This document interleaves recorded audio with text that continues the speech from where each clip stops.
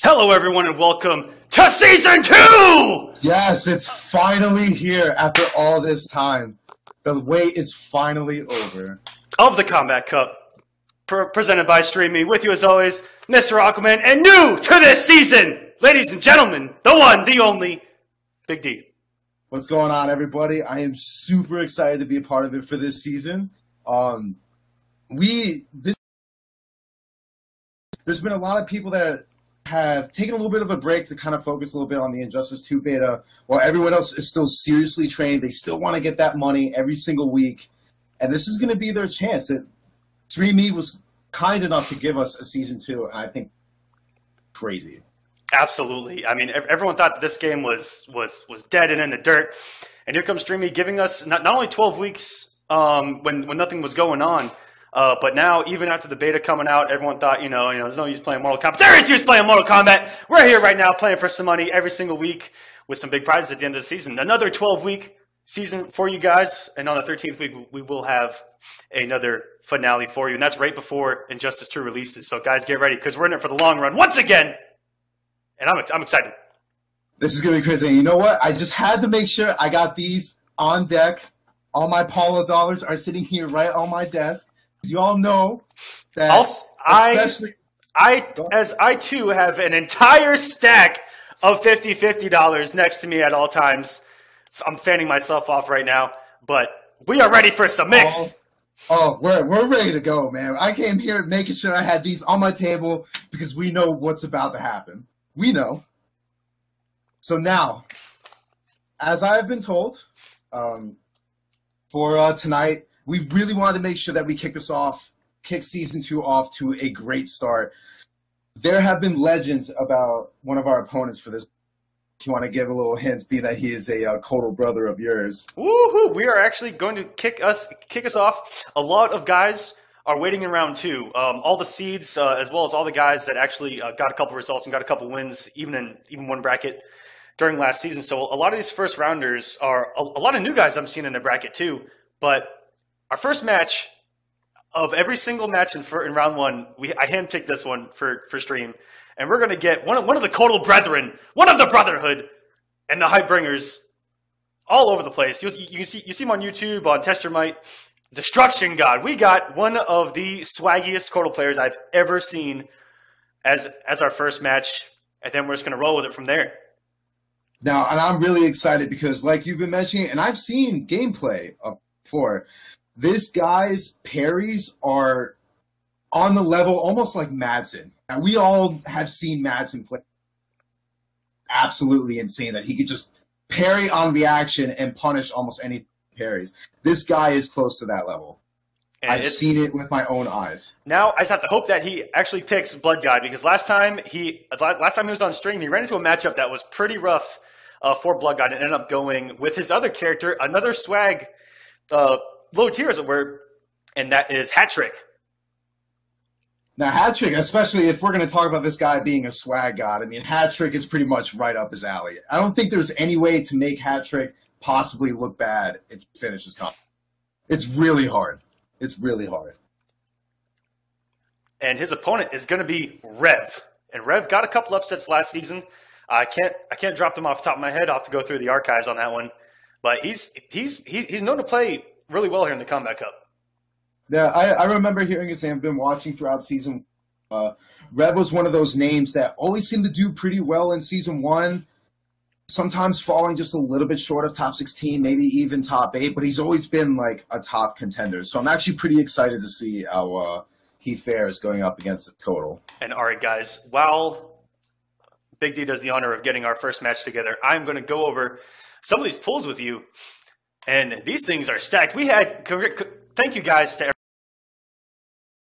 starting us off here in season number 2, nice and big. In pool number 1, I'm going to name drop some of the names that are in this. And there's a lot. You got Sonic Fox, Competitors Way, Cyclone, Too Easy, Relentless, Lord Lion. I mean, there's so many. So many names just for one bracket to start us off. They're in pool number 1. And in pool number 2, let's go take a gander. We've got Dragon, Ragnarok, Grills, Armed Calf, Forever King, Frozen Acid. Oh my God! Whoa! That's a lot of names for 2 fools. So far. And it's like this is going to be tough, man, because we all know how the pools went throughout season 1, especially with everyone not being seeded. Everyone kind of had to work their way to the top, and now people still have seeding points, and you're still seeing all these killers just stuck right there in the second round. It seems like the entire Mortal Kombat scene has joined us tonight. This is pool number 3.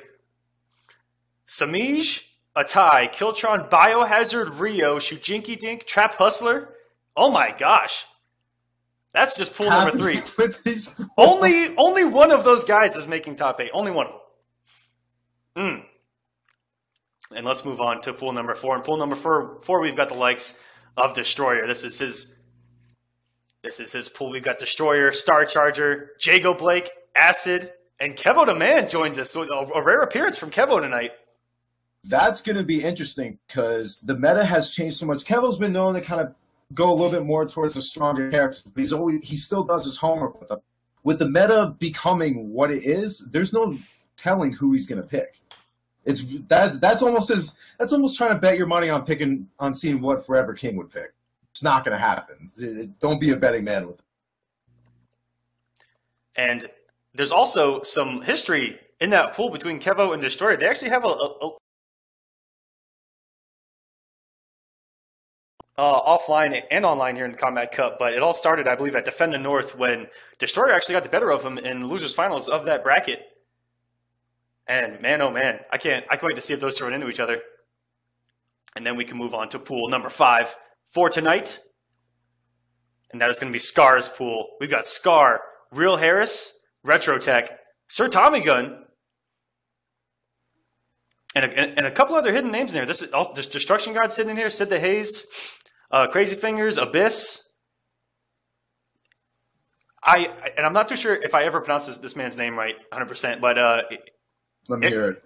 Air Vidal.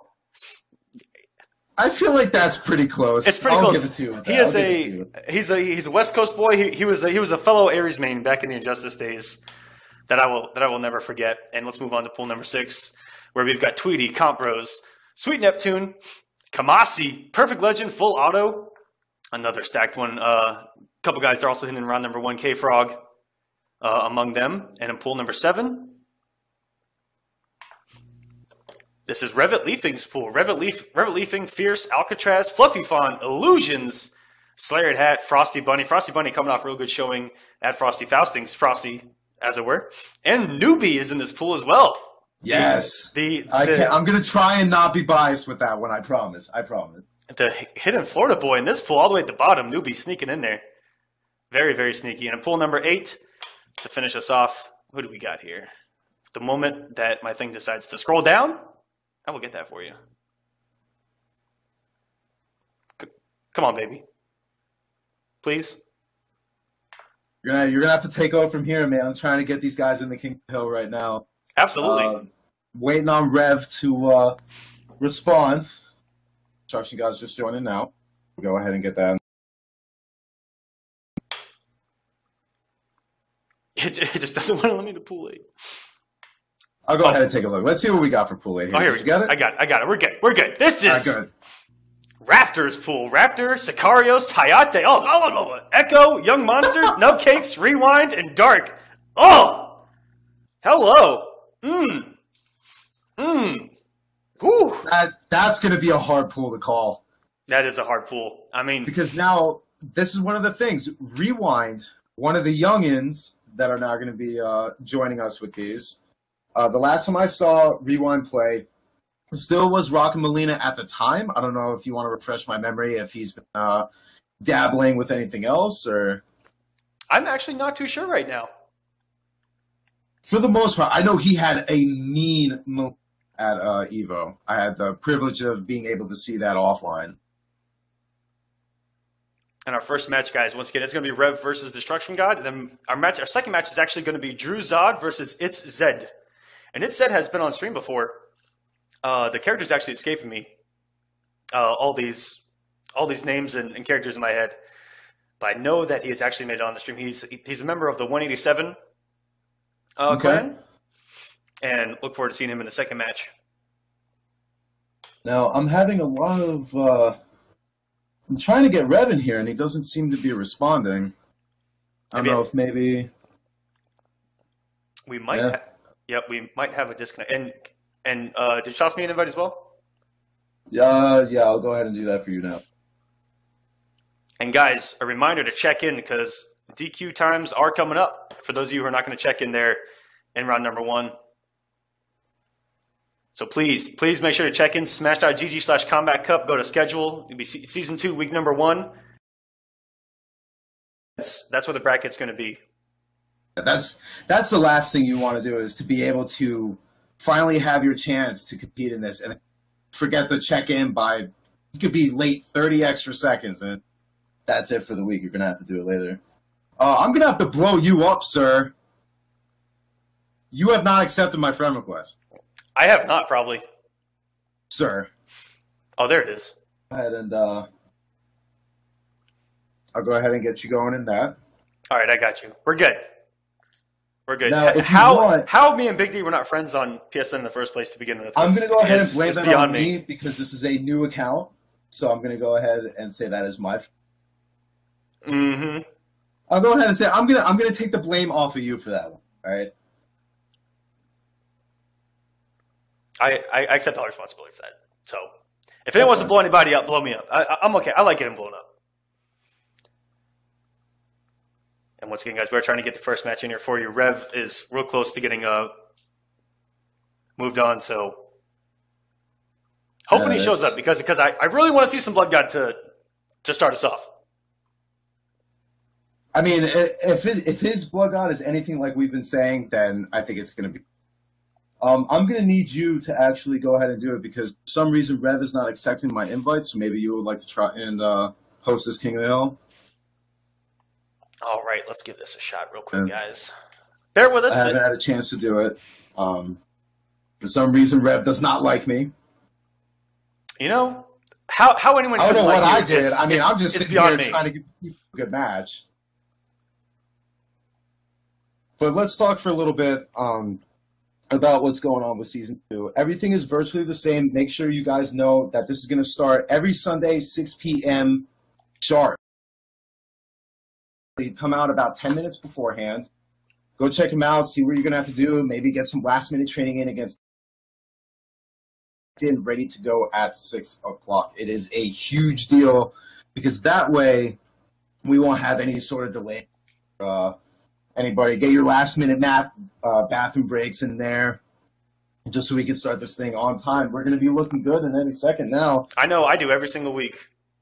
Every single week, there's that pre-stream. You just got to get it over with. Oh, easily, man. Is that a Combat Cup shirt you're wearing? It is. Okay, I thought that's what it was. Is. It was cutting off a little bit. I was like, that's actually pretty cool. You're gonna need to send me one of those. And I'm working on getting these guys in here. We're gonna give Rev one last chance to get in here before we move on to our next match, guys. And let me just get the Destruction God in here in this invite. Go ahead and toss me one too, so I don't feel lonely. All these long names to start us off on this PlayStation pad is pretty savage. Yeah, it's pretty rough. This is only the beginning for it. Hopefully, we won't be having too much more trouble with this sort of thing. Yeah, that's once we get through these first couple rounds, it's just gonna be smooth sailing because guys are gonna be at the ready and ready to join. And here we go. Invites are sent. Hopefully, right, I got one. Hopefully, we can get this thing going.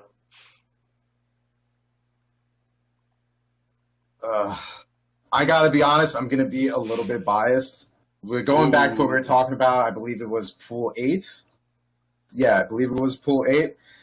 I want to see Echo in top. I can't imagine how hyped that would be. Oh, I really can't. Because now he finally has a chance to go up against all these other guys and the glory of being Extreme Me. I feel like he would do really well. One of those brackets that it's going to be tough. But Hayate would be I believe his if he were to win his first match, he'd advance to play potentially Hayate. But Hayate is known for entering and not showing up week in and week out. Week in and week out. If you want, just go ahead and hit AFK for me. Yeah. And we do got Destruction God in here. And we're just going to wait a couple moments, and if Rev does not show, that is going to count as a no-show, and Destruction God will advance in that bracket. And we have a third match lined up, and I was hoping that we get him on stream. I love when Frosty Bunny gets on stream, because he always picks Cassie with the glasses. And I love wearing them aviators. It's almost like I'm cheering him on. Well, also, too, you cannot count out his Cassie. His Cassie's been getting better every single phase, and I think it shows not just in his gameplay, but you could tell in his confidence, too. You could just see the reads that he makes. He feels so confident in his choices. And once he's one of those momentum type players, and you and I know that best, to the point where if things start going really well for him, it's going to be really hard to stop him. He's been one of those sleepers a little bit more towards the beginning of the season, but he's had some pretty decent upsets, as I think we've all seen at this point. Absolutely. And like we were saying, he did really, really well at Frosty Faustings offline, getting, I want to say he got top 4, top 3? I think so, yeah. I think it was either 3rd or 5th place, but he was up there. And obviously, congrats to, I believe Tweety took that tournament. So definitely congrats to him. Very well played. We're having a little bit of trouble finding. I'm going to go ahead and tell Destruction God to get out of here so we can get our next match going, and he will advance. Well, that is going to be DQ4 Rev. Hype first match. I absolutely love that Blood God play. He was styling on me with Liu Kang, too. Listen, when you're trying to kill someone that's trying to go AFK, Blood God's the perfect character to do that with. You just do 4-2 a couple times, a couple down 2s, blood sacrifices here and there, and, you just kill him in 2 hits. But it's all about the style points, And especially from what I've heard, it sucks we won't get to see him actually play that Blood God Kotal yet. But hopefully we'll get to see that later on in the tournament as he progresses farther. So now next up, who do we want to have on our stream? We're going to have True Zod versus It's with a Z. That's so close. It's with a Z, Zed. huh? It's Zed. It's Zed, okay. See if I could do that here. Yep, and if you invite those two, messaging Destruction God to go ahead and get out of here. Yeah, I'll go ahead and do that.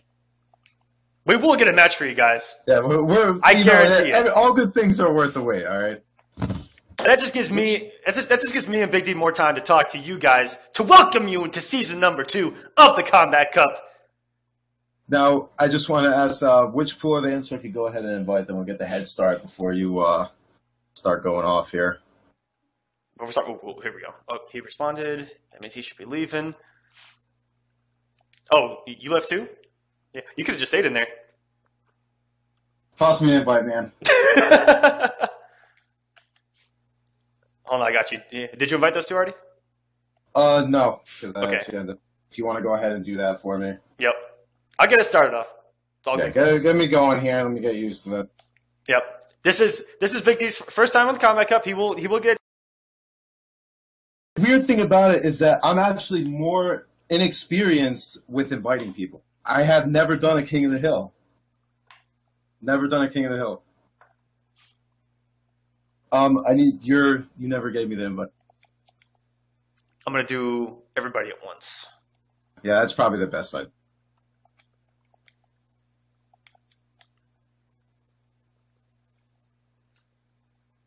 So now, can you give me a little bit of backstory on who's actually going to be fighting now? It's Zed. I have seen him a few times here on Combat Cup, but the name or who he plays is actually escaping me. And oh man, I don't know if that's a LI or a LL. Oh no.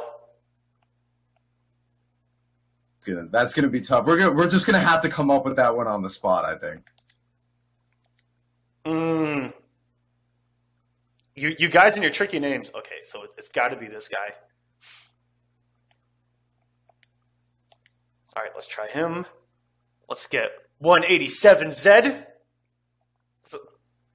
Oh, 187.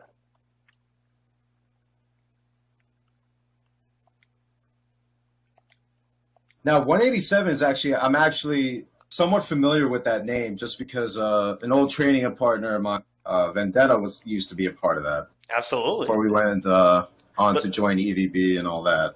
Those were his roots.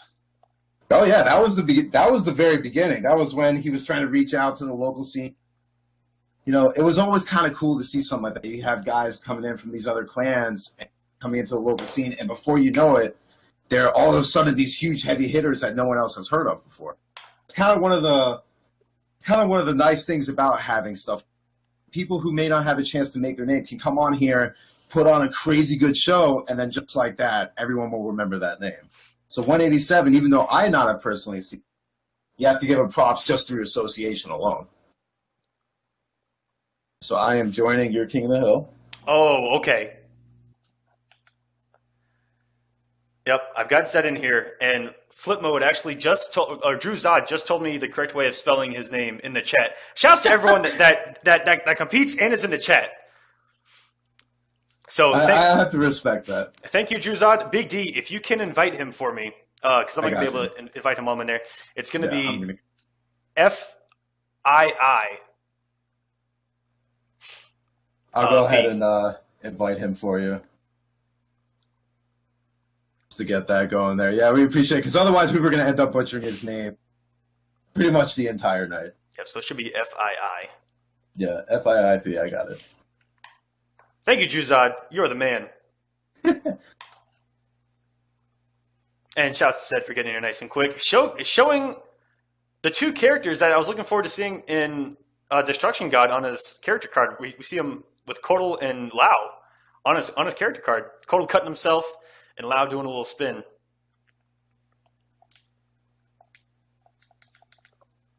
All right, so the invite has been sent. Let's hope he gets in there. I'm going to go into AFK before I mess that up.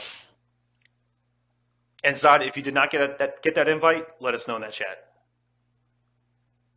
Or in a Twitter DM, however you want to reach us. Because we are at the ready. Or our admins, ping an admin, all that fun stuff. Guys, if anything goes wrong, ping an admin. Yeah, one of the best things about stream is that the admins have always been on point all the time, making sure that everything goes smoothly. Yes! And we're back in action. All right, finally. So he has entered the King of the Hill. I am in AFK, so no chance of me messing that one up. And once this covert ops from Zed destroys my unbreakable Sub-Zero, we will have our first match for you. And that is going to be Drew Zod versus Zed. Battle of the Seas! World War Z, everybody! World War Z! It's happening. Now that we are finally underway, go ahead, tweet us out, MySpace, Facebook, Instagram, whatever you have to do. Let everyone know that we are finally live, ready to get the action going. Any second now, both players are in the King of the Hill, ready to go. So let's go ahead and get some more viewers in there, man. Let's show everyone what Season 2 is going to start looking like. This is what I know me and Big D have waiting on for weeks now. It's getting us started. We got 12 weeks of hype action to bring you. And this is going to be crazy, man, because like we were just talking about before, there's a lot of names that, maybe we didn't really get a chance to see in Season 1. So we don't know who's going to be the next big heavy hitter. You take a look at players like Samij and all these other players from CEO 2015 who came out of nowhere and now are one of the best players in the world. We could have our next Samij. We could have the next Fox, right? Precisely. All right, so they're going to go ahead and get it. Oh, and Flip Mode is playing Ermac. And this is... playing Mystic. Mystic Ermac. Wait a... We were trying so hard to avoid Ermac. For me to make me not have to be biased. This is going to be so hard for me to do. But I'm going to do what I can, all right? So going up, Drew Zod rocking Mystic Ermac. I'm actually looking forward to seeing how this goes because Mystic has a lot of different ways that he can play. He can play it relatively safe, could go for the forward teleport. But Liu Kang getting some pressure going, 4-2-1-3. All of this was generated off a savage as hell wake up low fireball from Zed. Doesn't go for it again? And really, that's all it takes. Dragon's Fire is just one of them that character can get off the smallest hit. Oh no, misses the punish! Don't punish! Oh, no, raw overhead. From Drew Zod. Great stagger, building a lot of meter here. Now, Flip Mode Flip Mode is playing this matchup relatively well. He's trying to keep it safe, but he's getting a lot of missed punishes that really could cost him. Let me keep it safe, 187, making sure it's his turn, but the Armor EX from Flip Mode. And that tricky jumping punch with Jump 2. Able to almost like a Justice-like cross-up there. Flip Mode taking the first round. And an odd trade that actually ends up in Liu Kang's favor there. But Flip Mode or Juice out here, not affected. Had the read with the teleport, but didn't have the conversion. I don't think he was ready or committed there. That was an act of God right there that he did not get that punish. It would have been devastating. But here he is again, Flip Mode, sitting on no meter. Finally gets a bar, but his back is towards the corner, manages to get out. Playing this spacing game. Does not want anything to do with Liu Kang up close, but Liu Kang is finally in. And that's a very nice presence of mind by 187Z, because he didn't have the stamina to really keep it going. He decided to meter burn the flip kicks. And here, for a little bit more pressure. Here, you take all the risk, but that would not have come off the bar, but it might pay off for him here. Oh no, he just drops the conversion. That would have been so great, but he's not out of it just yet. And there it is. 187Z finally comes back on the board. Tying it up, we're going to the third round. Now, he came up, he had a breaker going in round number 3, but he came off the bar with the EX push, got the trade, got the full combo. Luckily, well, that was almost a terrible position for him going in round number 3. And now, Zed, turning things up here. Here's what seems to be happening right now. 187, his reads are 100% on point, but the execution is really costing him. He's going for these standing forward 2 staggers into the forward, but the conversions are just not there yet. But the pressure is, and the EX push to make sure it gets in the way. And the trade! Once again, we have a really solid even matchup right now. Oh, tries to go for the teleport. Oh. Bicycle kick, anti-ring. Does get full combo though, and drops the link there. That could have been causing that might just cost him the match. One more mix. Very good patience from Zed here. And now we're gonna now it's dead even! He's out of chip territory. And he goes for the EX. Take the first match. Very good stuff. That was an intense first game for us here in the Combat Cup. Now, that was heartbreaking. That was extremely heartbreaking. He had that match in the bag. It was over. He had the chance to go up 1-0 right there, but that execution again, just like I was talking about, it is so important to make sure that you get those conversions. You make sure that if you open up a character, especially one like Mystic Ermac, you have to capitalize. Absolutely. And those few key drops is what cost him. And Buzzsaw Lao showing here for Zed. Okay. Now this could be a really good pick. Buzzsaw definitely has its advantages as far as the full screen game, but with the character that has a teleport, you still have to be a little bit cautious with your zone. Safest word to say there. Mystic Ermac, obviously with the tech to armor through that projectile, possibly getting conversion, starts off with a raw teleport. And that's the second time that the raw teleports actually worked out for Flip Mode here, but didn't get the conversion. Something going here, very nice combo here, but another drop. You can tell that these nerves are kicking in. Oh, very nice EX teleport. Now this is going to be tough for Zed. He needs to keep his back away from that corner, regardless of if he has the meter or not. Go for some pressure here. And Zed here is not respecting push one bit, and I am loving it. He is just going in.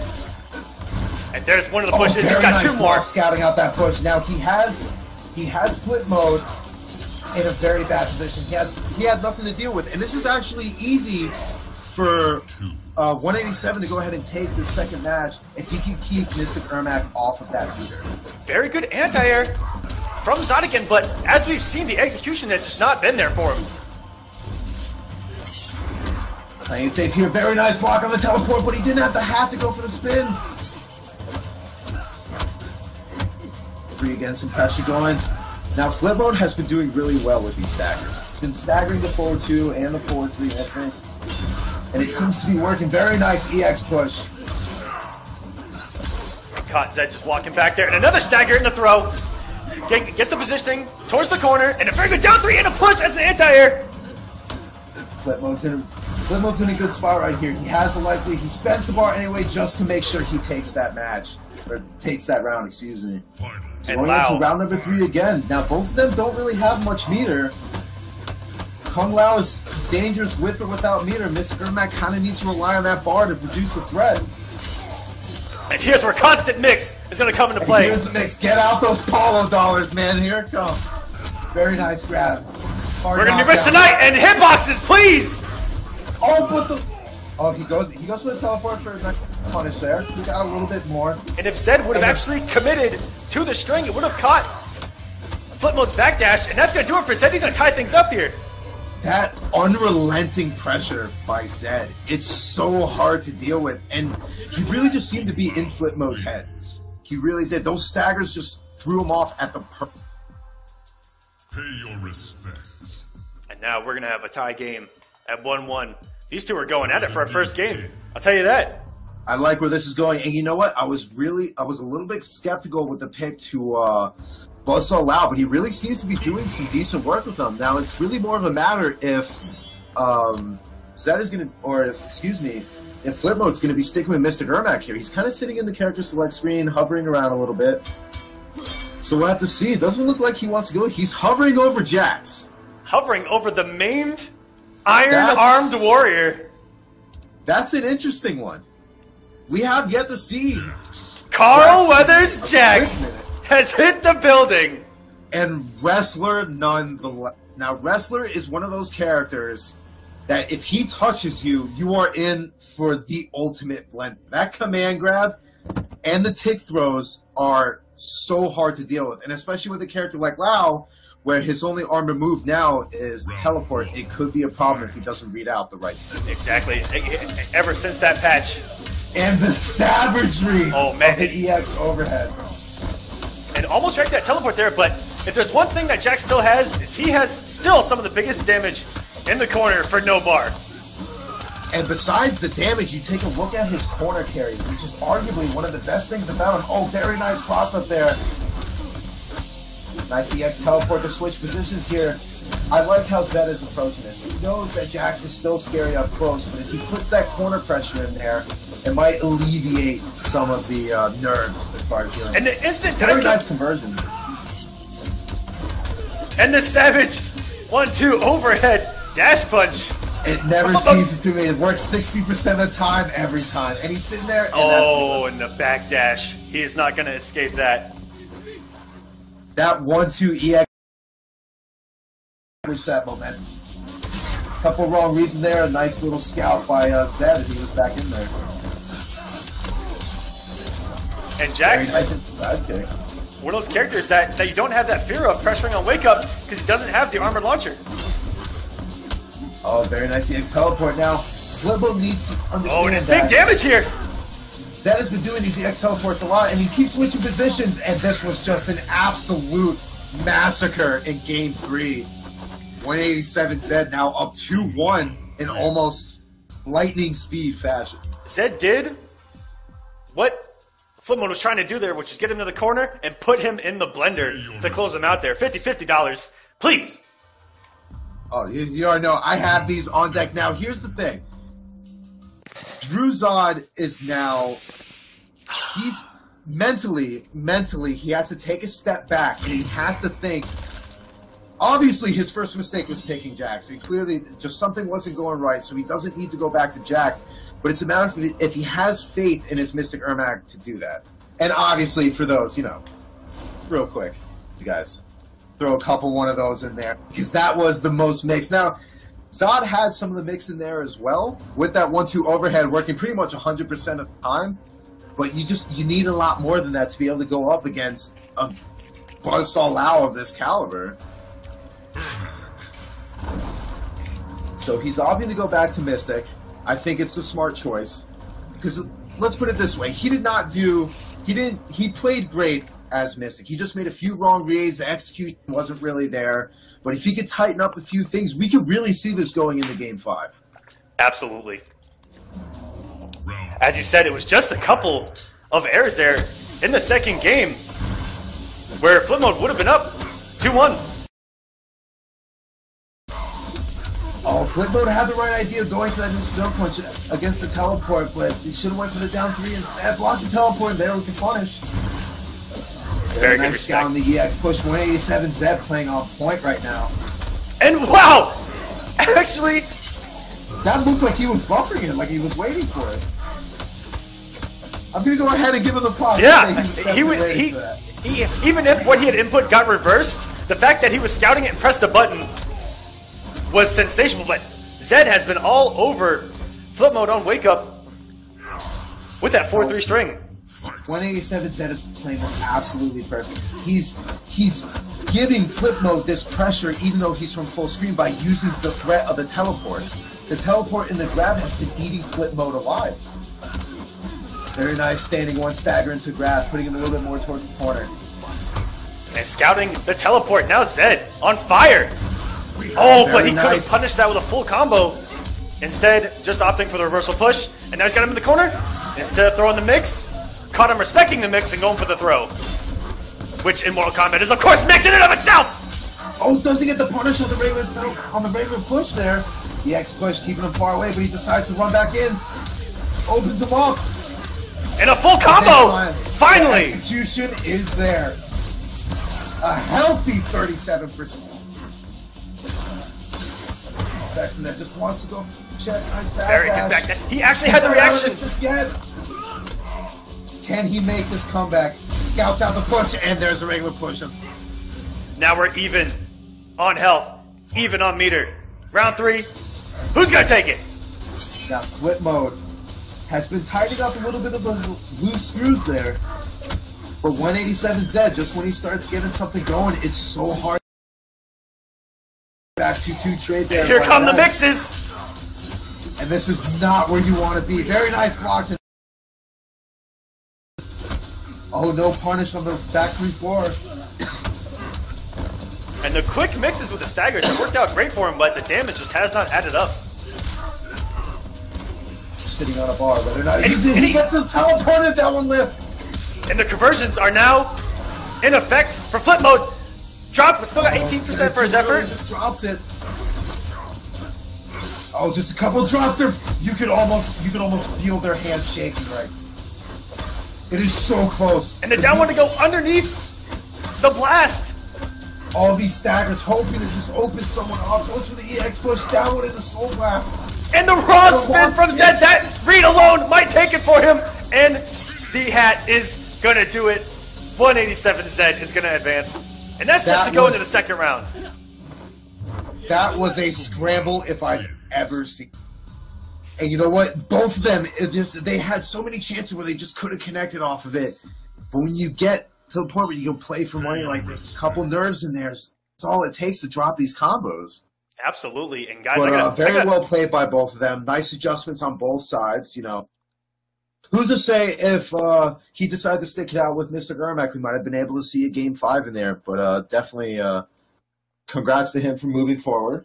Precisely. And I've got some upsets for you guys already happening. We got Crazy Raw Dog with a win over Ayane and then a 3-1 victory over Noble Raptor.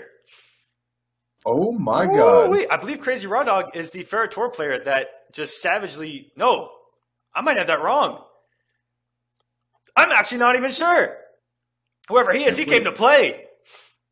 Crazy Raw Dog beat Noble Raptor 3-1. Did I read that right? That is correct. I am reading that right. Should I get my glasses? And Rewind's first time in Combat Cup with a 3-0 win over Hazardous Gaming's Dark. And Dark, no stranger to the competitive scene. He has done really well in offline events. What is happening right now? The Combat Cup! That's what's happening! Who is this guy? And all right, our next match is going to be Frosty Bunny versus Brownfellow. Once Flip Mode does leave this King of the Hill, Big D will get the next two players in here. And we started out with a great match there. That was awesome. And you know what? And it's such a heartbreaker to see. You know, they both played so well. And just execution is really...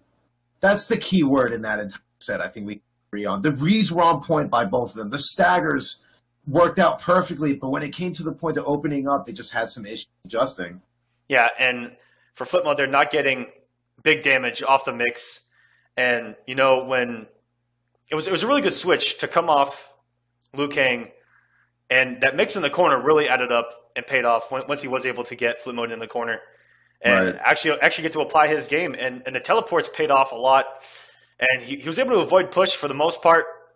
And that's what's nice about, if all you get opened up with is push, then you're not eating huge chunks of damage.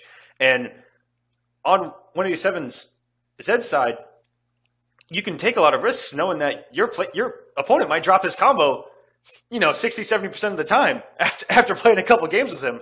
So that's always something that's always a little mind game that you can play with your opponent is, you know what? Here, I'm going to do this, and if you block right, do your full combo, I dare you.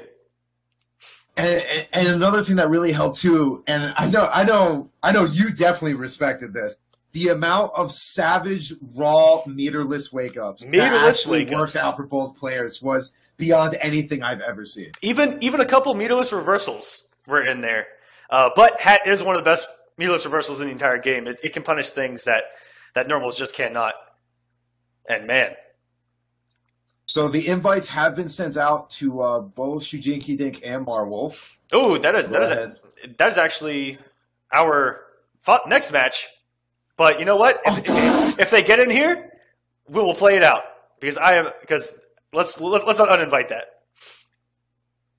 that. You know what? I'll go ahead and do whatever matches that you want to see first. I could go ahead and invite them now.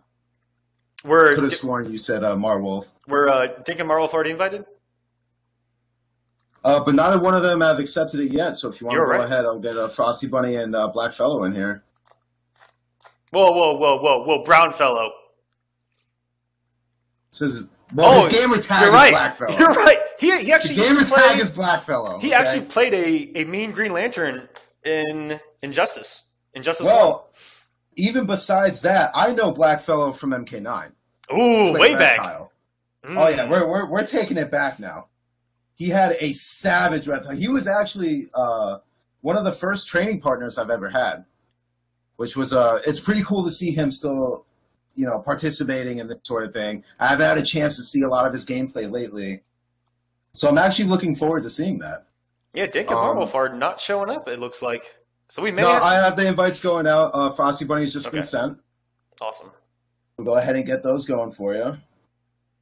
Now, Frosty Bunny, as we were just talking about before, with Cassie Cage, trademark Cassie Cage. Hollywood almost exclusively, if I'm not mistaken, correct? Yes, he has been known to come off it when he's been down here in the Combat Cup, but all of his wins in insane comebacks have been with that character, especially that EX Nut Punch. He kind of takes shade off his former teammate Sonic Fox, and the Hollywood Cassie play is very strong with this one. And Marwolf, I believe, is a Kenshi player. That would be interesting, especially with Kenshi being such a hot topic lately. That one has escaped me, and we're just waiting on anyone at this point to get in here. I had the invite sent out for Frosty Bunny and Brown Fellow. Go ahead and do that. He entered his tag as Brown Fellow and his it's so hard for me to do that because I've known him for so long. And his PSN Black Fellow, yeah. All right, so I'm getting word in the chat that says the lobby does not exist. Ooh. Apparently, we are in the Twilight Zone. Sometimes that happens here online, and that's the savagery of doing online brackets. Is that sometimes the internet does not bode well for anyone really. And if you want, I'll go ahead and restart the entire thing. Okay. Toss me the invite if you want to send it to everyone at once, or however you want to do it. I'll do it to everyone at once again. Thank you, Frosty Bunny, for letting us know in the chat. Because otherwise, me and Aquaman can talk all night. We can, and we will. Oh, we will. I don't want to leave you guys sitting here. You don't want to hear us two talking about how I'm probably better at For Honor than. Oh, that sounds like a challenge if the beta didn't go down right before we started. Man, I got that nasty cough, man. That's going on around the entire country right now. I know so many people that got the flu and the cold this week. That cough. And then I was getting, what the funny thing was too, man? I just want to take a second. I know a lot of people, because For Honor's being considered a fighting game, and I'm seeing a lot of people from the NRS community taking a very strong liking to, which I actually like to see. Absolutely. So keep an eye on that game going forward because I have a personal feeling that it has the potential of being incredibly esports. I mean, You incredibly take a look at esports. the mechanics of the game in depth as far as play styles with that. But yeah, I believe the beta goes down at 8 p.m. It actually went down at 5 p.m. Eastern when I was playing it earlier. So Rest in peace. Yeah. I'll see you Tuesday, man. rest in See peace. you But yes, Tuesday. we will see you Tuesday. I will. If I do not show up to work on Wednesday, you know why. Yeah, I apologize if I get this random catch of the flu, you know. But we will be here for top 8, where you guys will see another guest caster for season number 2, and that is Katana Prime will be with us on Wednesdays The man, for the top myth, 8. the legend. And the invites were just sent. Yep, I'm going ahead and joining right now. Katana Prime, obviously the name that is known by all at this point. And some of the One matchups. of my personal friends. Oh, some of the matchups off stream right now, guys. Sonic Fox is playing against Competitor. Acid is playing against Kebo the Man. Hayate is playing against Echo. So Hayate indeed did show up. And one of our guys here at the Combat Cup, Echo, competing. And he will be playing against Hayate. So good luck to him. And Nubcakes versus Young Monster also going on. Young Monster, or Nubcakes, one of the guys I saw a lot in the first couple weeks of Mortal Kombat. And he was around a lot in the Injustice days. But he played a really mean Sub-Zero in the first couple weeks, and he's been really quiet since. One of those West Coast players that hasn't traveled, hasn't really done really well, but I've seen him with a couple upsets here in Combat Cup, and I'm glad to see him still competing. And look out for him when Injustice 2 drops. He had a killer Batman back in the day. See, I know Nubcakes as one of the on the more the dark side. A lot of people don't know about him, but he has one of the most solid Shinnocks, and a lot of people don't actually know that. I've had a chance once upon a time I had a chance to play him, and his Shinnok is very solid. And for that to be that good months ago, I can't imagine how he. And hopefully. See, now you're confusing me, man. Is it black fellow or brown fellow? Let's be I'm- consistent, sir. I think we should just call it black fellow. That's his game. I agree. attack. I That's what agree. I've known Yes. him for years. Yep. Let's just stick to it, and hopefully he shows up, because we are not going to wait long before trying to get our next match in here, which is going to be the Quan Father himself, Shujinki Dink. I'm always happy to see Shujinki Dink. We have a very long history throughout this game's life, and he's one of my good friends from way back in MK. He's just one of those players that just he trains and then he doesn't train, but he always comes back a little bit stronger. And I think that's been rocking Quan since day one, rocking Summoner since day one. And it's always kind of a treat to be able to see his Quan in action. And one of the guys that stuck with his character from the good old days of Mortal Kombat 9, he was a Quan main in that game. Yep. He had a pocket Baraka that he busted out a couple times. Towards the end of the game's life, I remember that he dropped Quan for Baraka, which blows my mind. That's like it's like going from D tier to D plus. It's like I don't really understand what his mentality was with that, but he did have a meme. He was up there with some Cuban guy and one other Baraka player, which his name is escaping me right now. Let's see. There was some Cuban guy was the one that got the big. he infamously beat. I want to say it was Chaotic. Oh yeah, and C, I believe. And that was the infamous win. And we used to dog Chaotic for that for years, and I mean for years, even in Injustice. Like, shut up! That bad. I didn't have a you chance lost to see the Baraka match, but I mean, some Cuban guy is literally my roommate. Like, I guarantee you, I could talk about that match. Because, of course, his training partner back then was Katana Prime, so he knew that matchup inside, outside, and to the side. Absolutely. And so, Chaotic, another guy that kind of skipped out on Mortal Kombat X, I'm really hoping to see in Injustice too, because he was a beast a little bit in 9 and in Injustice. He had the infamous win over Evo champion KDZ when he got back and they played at Summer Jam with a parry on forward 2. I'll never forget that, seeing it live and the crowd reacting to the parry on forward 2. You know what? That was one of the things I always regret. I never had a chance to really participate in Injustice in the first installment. But obviously, that's definitely changing this time around. So I'm actually looking forward to it. The game looks great. NRS obviously does a phenomenal job with their games in one way or another. Okay, hold on. Whoa. As I go off into a digress, looks like Blackfellow is still MIA. Can you send him another invite? Yeah, I'll go ahead and do that for you. See if we can get Blackfellow in here one more time. Otherwise, it might be turn to have the Quan Father step up to the plate here.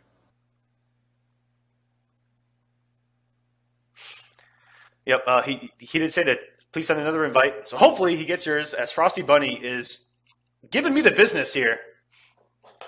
I actually don't even have a Cryomancer, so yeah, I hope he feels good about this. I'm actually surprised you're getting combos with Cryomancer. I just sent out the invite, so hopefully Blackfellow will get that. We'll get him going in here. Like I said, just one of the little drawbacks of doing online tournaments, but you know, things happen. I think it's going to be well worth the wait. Blackfellow has a great reptile, and obviously Frosty Bunny, with what we've seen last season, we're definitely in for a treat. There we go, and Blackfellow is in there. All right, let him beat you.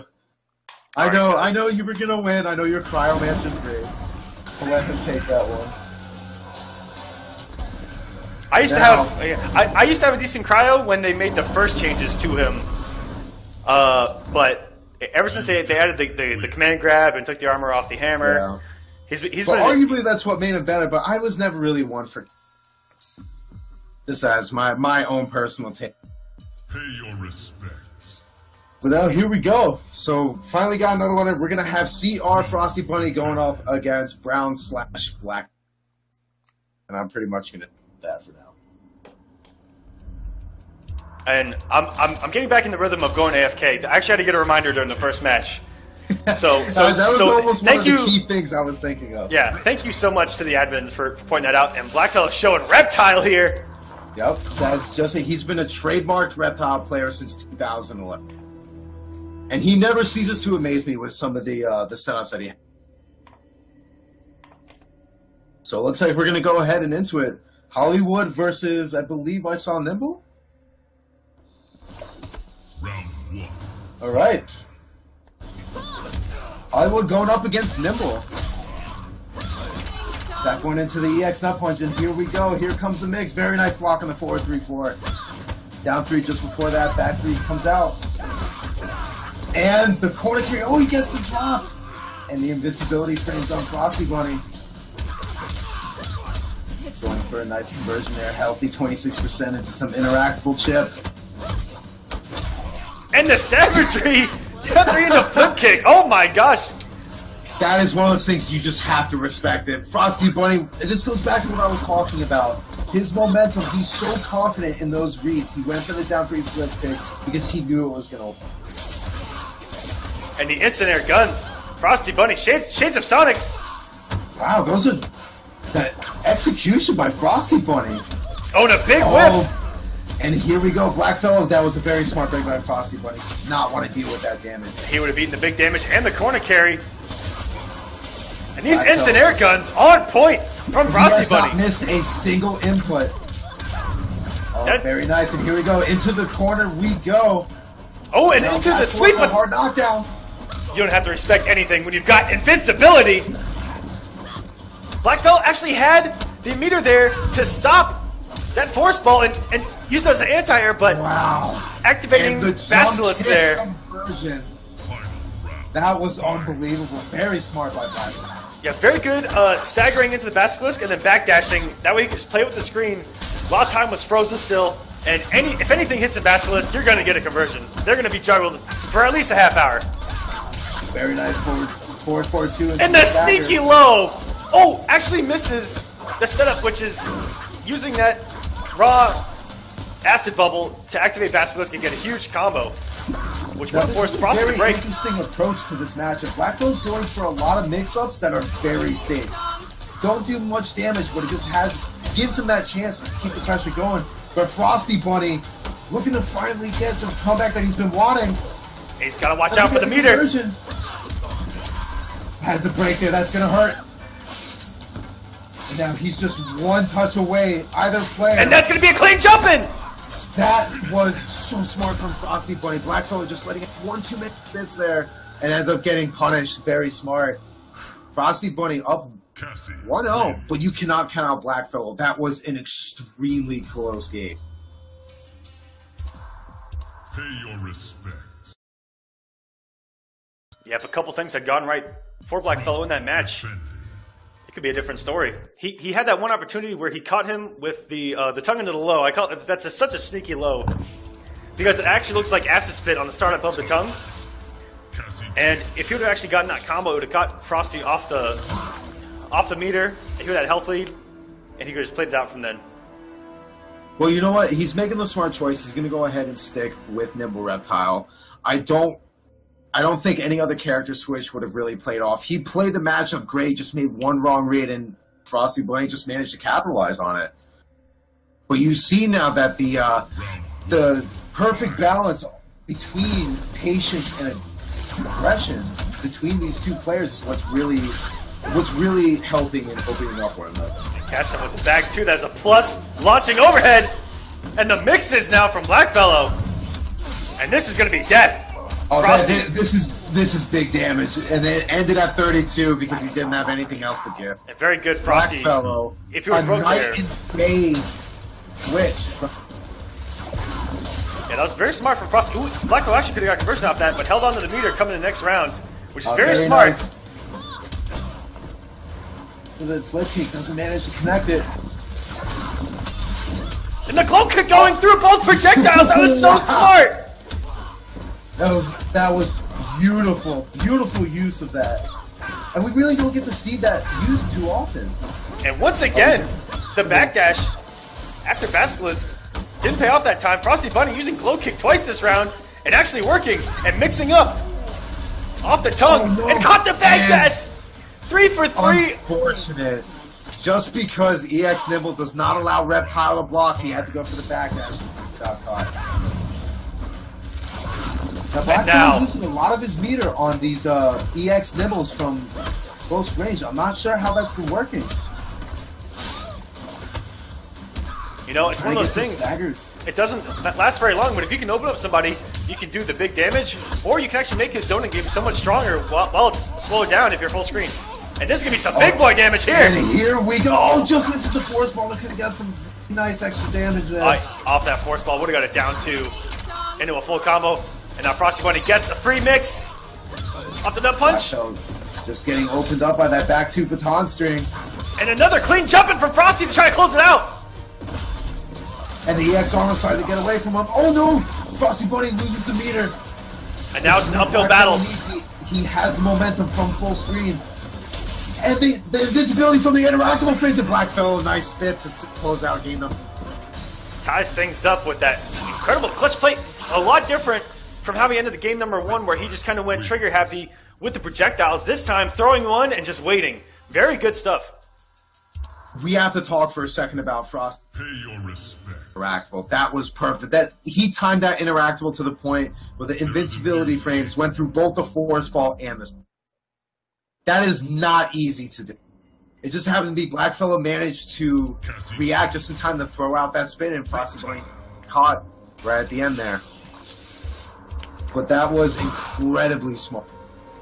Blackfellow showing some really nice adjustments, a little bit warming up his hands. I think we saw a lot more execution errors fixed in game number 2 there. But Frosty Bunny shouldn't be discouraged at all. Really shouldn't. They should be both pretty level-headed right now. Games have been super solid, super even. And Blackfellow getting the first hit here.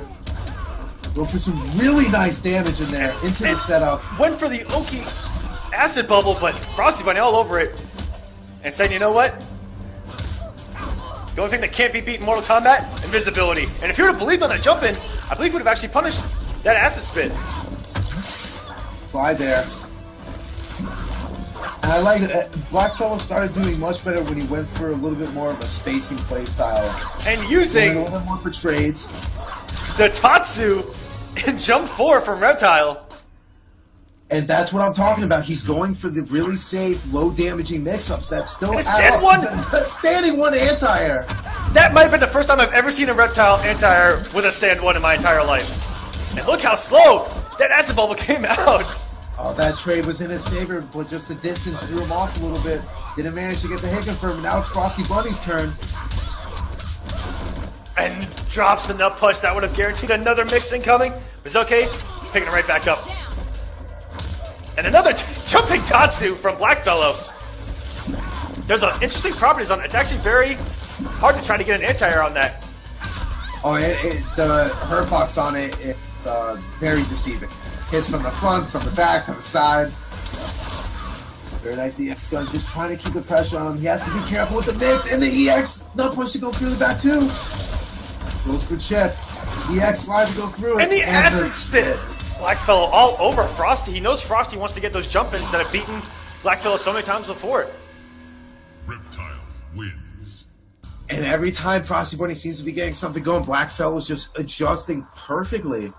He keeps switching between these aggressive to a more zoning playstyle, and it really seems to be throwing Frosty Bunny off. Throne defended. And now Blackfellow in the driver's seat, one game away from taking this and potentially causing an upset. Frosty Bunny has been in top 16 multiple times here in Combat Cup, playing very well, coming off Frosty Faustings as we talked about. And Blackfellow's here to play. Now here's the thing in that game was his use of the EX, or not the EX, the air gunshots. Those instant air gunshots helped out tremendously. It threw Blackfellow off of his zoning momentum. So if Frosty Bunny can pull that off and get momentum started from full screen, it'll make Blackfellow second guess himself to start throwing out these slime balls to get full of screen. And Frosty Bunny, they're starting out with the infamously trigger setting down 4 that Cassie possesses. And now he's in the driver's seat, getting into the corner, throwing the safe mix. Oh, trying to hit a button after a block down 4. Blackfellow ready to punish it there. Goes for the X nimble up close. Here comes the setup and the mix. He gets opened up. And that's what's so scary in Basilisk is that you are watching out because the overhead, there's no red in that string, and if you get hit by any slide as well, you get actually launched in Basilisk. Very nice scout by Blackfellow there with the EX gunshots, but Frosty Bunny managed to cross. Now, Frosty Bunny's in a pretty good position here. He has Blackfellow in the corner, opting to go for those gunshots. Seems to be doing a really nice amount of damage there. Blackfellow, very nice switch of positions there. Got the hard knockdown in the corner. Invincibility frames right out of it. And great throw back into the corner. He wants to keep Blackfellow on his toes. And the raw He low. wants nothing to do with Reptile's corner pressure. And here we go. Blackfellow opting not to break. Now here's the thing. Blackfellow's almost on his way out, but with 2 bars, with 1 bar now, the mix. And just like that. This is how it starts. And an unfortunate drop. Full combo punish. Can he finish the combo? There he does. Blackfellow closing it out. So clutch doing that meterlessly. That was, you know, in these pressure situations, that could have been triggered to drop. And if he comes off the bar, he can catch him with the tricky low. This is tough. A very nice scalp by the back one, too. The patience on Frosty Bunny right now is outstanding. Blackfellow, all the room in the world to just kind of back up here. And Frosty, clean jumping, and the projectile immune flip. Blackfellow's actually used it a lot in this matchup. You rarely see that from Reptile players. Oh, very nice. Blackfellow just putting on a clinic of mix right now. Oh, very nice. And the NTP actually whips. It went through her body. The distance was just, he was just a little bit too far away. Now Frosty Bunny, this is his chance to make something happen. Blackfellow has no bar to compete with this. And a meterless flip kick going unpunished. Yep. Now Blackfellow has the health lead. Happen. Oh no, he went for the 2 at the same speeds, and now he's just sitting here. And went for the chip out. And this is good. This actually is gonna do it. My God, the chip damage and Frosty Bunny closing it out. Blackfellow unfortunate with missing that EX overhead. Unbelievable. Those insane comebacks, like I mentioned earlier, with that EX nut punch. Don't put the camera on me. Don't put the camera on you. The camera's on you now. I am face palming so hard. That is such a tragedy. And we get our first game 5, just our second match into the Combat Cup. Now here's the thing. That was an act of God. That's awesome. The momentum is completely switched. Right now, it is completely switched. Blackfellow had a chance to close out the set, move on into the tournament, and now we're sitting here in the Game 5 where Blackfellow, because of one mistake, could potentially knock him out of this tournament. And now we're going into Game 5. From the way these two have played so far. And now, here's the golden question. Can Blackfellow recover from that? EX slide to get the first hit, gains himself that bar back. Very good, Frosty Bunny. That is one thing you can do if you actually scout that setup from Reptile players, is you can actually just swing an entire string through the gap in that low into Acid Bubble, and Frosty Bunny is making a pay now in the corner and taking the momentum with him. As I said, he has momentum, he has faith in his reads, goes for the 4-3 flip kick. Managed to pay off Gaga's corner dance, but now Blackfellow ready to respond.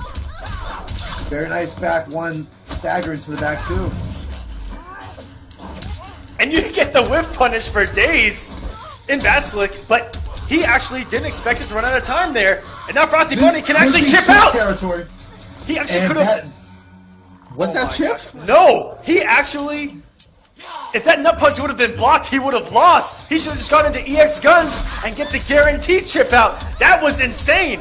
How Frosty Bunny just threw that nut punch. Coming back with a vengeance right now. Huge corner. What another... Back three in the overhead. Frosty Bunny ready for the blocks. Gets the plus frames. Has him in the corner.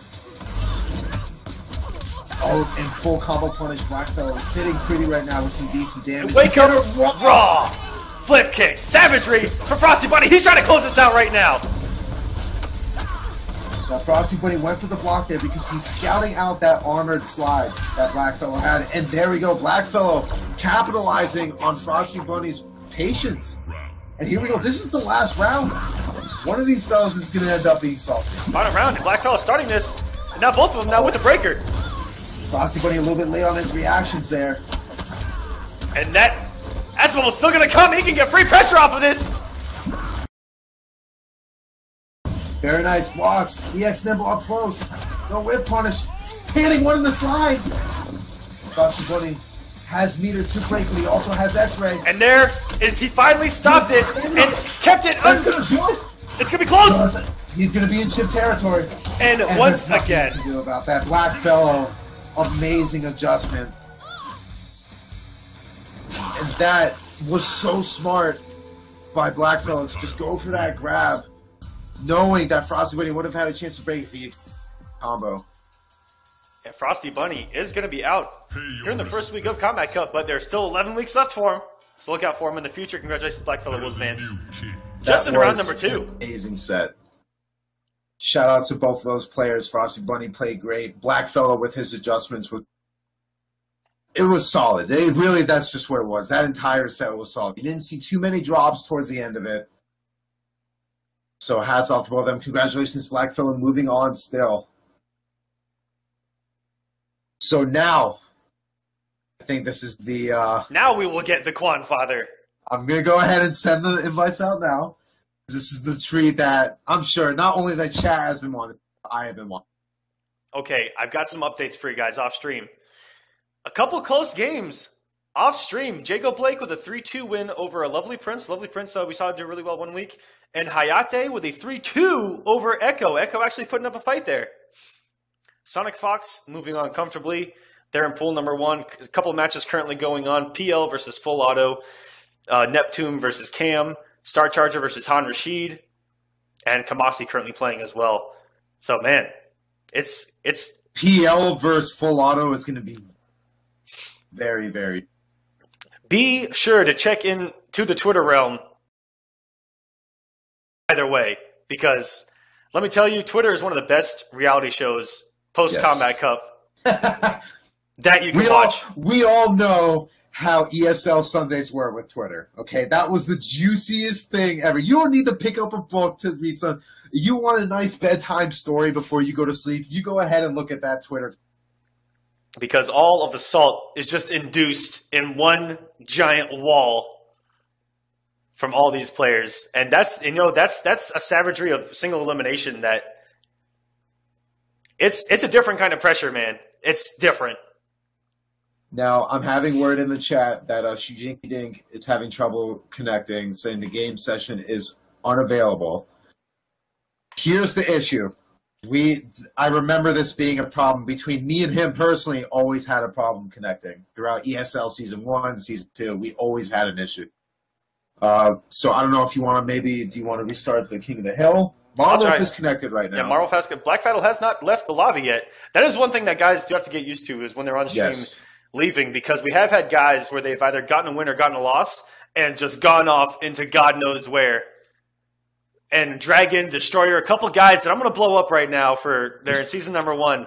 Dragon would take a win or a loss and just go off and get his Lunchable from the fridge, eat it, and then come back and then go, oh, sorry, guys. My bad. Dude, that impression was surprisingly on point. I need to ask, how long have you been practicing that impression? It's been in our scene for a little while. We've had some history with Dragon. And it's not Lunchables, man. He's like what, 12 now? It's Kid Cuisine. He's moved up. He is upgraded now. So Blackfellow's finally left. And guys, like I said, Shujingading is having some troubles connecting. I know in the past the easiest way to fix this would be if you started the King of the Hill, you would invite Shujinkidink and then me. That usually ends up working. Yeah, I'll go ahead and restart it. And guys, while we restart this, I'm going to go ahead and play some ads for you to keep you guys entertained while we get this set up. And here's a quick word from our boy T-Pain about Catalyst Mints. T-Pain. What's good, everybody? It's your homeboy T-Pain. Let's take a look at some cool stuff. Here we go. Boom. Catalyst Mints. You know what these are? Energy mints. Amazing. You didn't think I was going to say that, but they are. Tell you a little something about this. Vitamin B, packed with it. Caffeine, packed with it. You know what it's not packed with? Sugar. You don't want that. Nobody wants that. You don't want calories. There's no calories in this. It's amazing. It's for your long gaming sessions after that weird date at Taco Bell. You don't want that. You want to be energized. Pop a mint, breath is good, and your energy is up. You know what's even cooler? You can either buy it like this, 1 pack, or you can buy the whole case. You can play Pulp Fiction with it. You can do a lot of stuff with this. So if you feel like getting arrested in the airport, then buy the whole case. It's a fucking briefcase full of pills. Take a choice. Put it in there like that, boom. Now you're on your way. Catalyst Mints is the energy mint. I'm going to need you to come take 6 of these. Pour them in your mouth. Just open up the...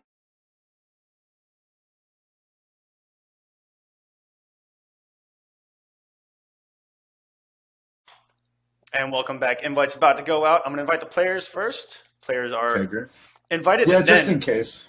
And then if they join and you're not able to join, I could always just solo cast this to get this match out of the way. It might end up having to be that way. Obviously, from what Shujin Kanik was saying in the chat earlier, we definitely have some flashbacks from Season 1 trying to connect. It's always been a thing. But hopefully it'll end up working out. You know, obviously back in Season 1, we didn't have GGPO like we do now, so... Hopefully that ends up being all right. And Dink, yeah, joining immediately. And the next match after this we're going to get to you guys is Crazy Raw Dog 88 versus Kinetic Sicarios. Now, Crazy Raw Dog 88, for those who don't remember or those who are just joining us, managed to actually take a 3-1 upset over Noble Raptor, which is not easy to do. So this is what we're talking about. All these names that we may not have heard of before coming out and all of a sudden being these powerhouses. So that's going to be interesting. And I've got Dink in here. Now I'm just waiting on Marwolf, who actually joined us momentarily. And I hope that I spelled his tag right. Yeah, it's MARWOLF with an underscore. With an underscore. Okay, that is who I invited. And Marwolf did make it into our King of the Hill fairly quick. So now I'm wondering if Dink and Marwolf are having trouble connecting. So if this persists, we'll go ahead and have them play off stream, and we'll move on to Crazy Raw Dog. I can't wait to see coming off a win over Raptor like that, and coming on stream. That's not easy hype to do. You have to take a look at all the top 8s that Raptor has, and he hasn't been 3-1 by anybody, to my knowledge. So for him to be able to pull that off, I mean, it's got to say something. So we're just waiting to hear back from Marwolf. Shujinki Dink, I'm assuming, is still in the King of the Hill. Yes. Oh, that would be a shame. The stream needs to see the Quan Father. Now, do we have any backstory on Marwolf? It seems to be Shujinki Dink mentioned he plays Marwolf frequently. I actually do not. It would be interesting to see that, because for them to be almost training partners, technically, if you think about it, if they end up playing it a lot. And so once I lose, I'm actually going to invite you. They actually have gotten in here. Okay. Yes, so then just toss me an invite. Hopefully I get in there before they start the match. And at worst, you'll miss out on the first game if you're able to get in. Okay. And we're working on getting Sonic on stream as well. Ooh. You know what? I don't think I've heard of him. He must be a new player. He actually called out some people in For Honor that I'm curious to see as well. But, you know, the character... He was probably super out of line with the people calling out of For Honor, okay? I'm going to make that very clear. That man cannot beat me in For Honor. His choice of character, I would have bet money on it before him even telling me who he was going to pick. All I have to do is Google For Honor tier list and Peacemaker. Peacemaker. All right, Dink getting a flawless on me. And guys, I'm going to take this loss. Fox was talking reckless to me. It's not true. So yeah, I'll probably end up missing the first match, but I'll take a look at it through the stream, because I do not want to miss a second of this. I have yet to see Shujinki Dink. Jeez. In months been able to actually see him play online. And he has always brought in the hype here in the Combat Cup. It's just one of those things that comes in, and there's always a special, I think you and I can both agree with this, that with character specialists, there's always something unique about their hit confirms, because they know the character so well that they've been with it for so long. Let me show you how. So my invitation can no longer be used, so I am the odd man out here. I will toss you another one once we get going here. And Dink, starting things off, and if you are watching on Streamy, guys, shouts to Streamy, there is only about a 10-second delay on this stream. It is insane how you can actually catch up and kind of give some backfiller even when you're watching it. And Dink getting started. The biggest thing with this matchup, Marwolf's hat trick, he's going to need to be very aggressive up, because Dink can zone hat trick out very easy. And just like that, Dink, so quick. Here in the very first round, I'm going to try and sneak an invite in while we're doing this. Hopefully I end up getting it in there, but you take a look at Shujinki Dink and just how well he knows his character. The and Marvel starting off with a mean 41 grown man % combo, but Dink scouting the teleport with a neutral jump punch. Uses EX to do some day one Quan mixes, but Marvel blocks every single one, and now he is actually in control of this match. And a big whiff! Going for the overhead kick from Kung Lao, and Dink knows his spacing so well with this character, gets the whiff punish, and now he's got him right where he wants him full screen.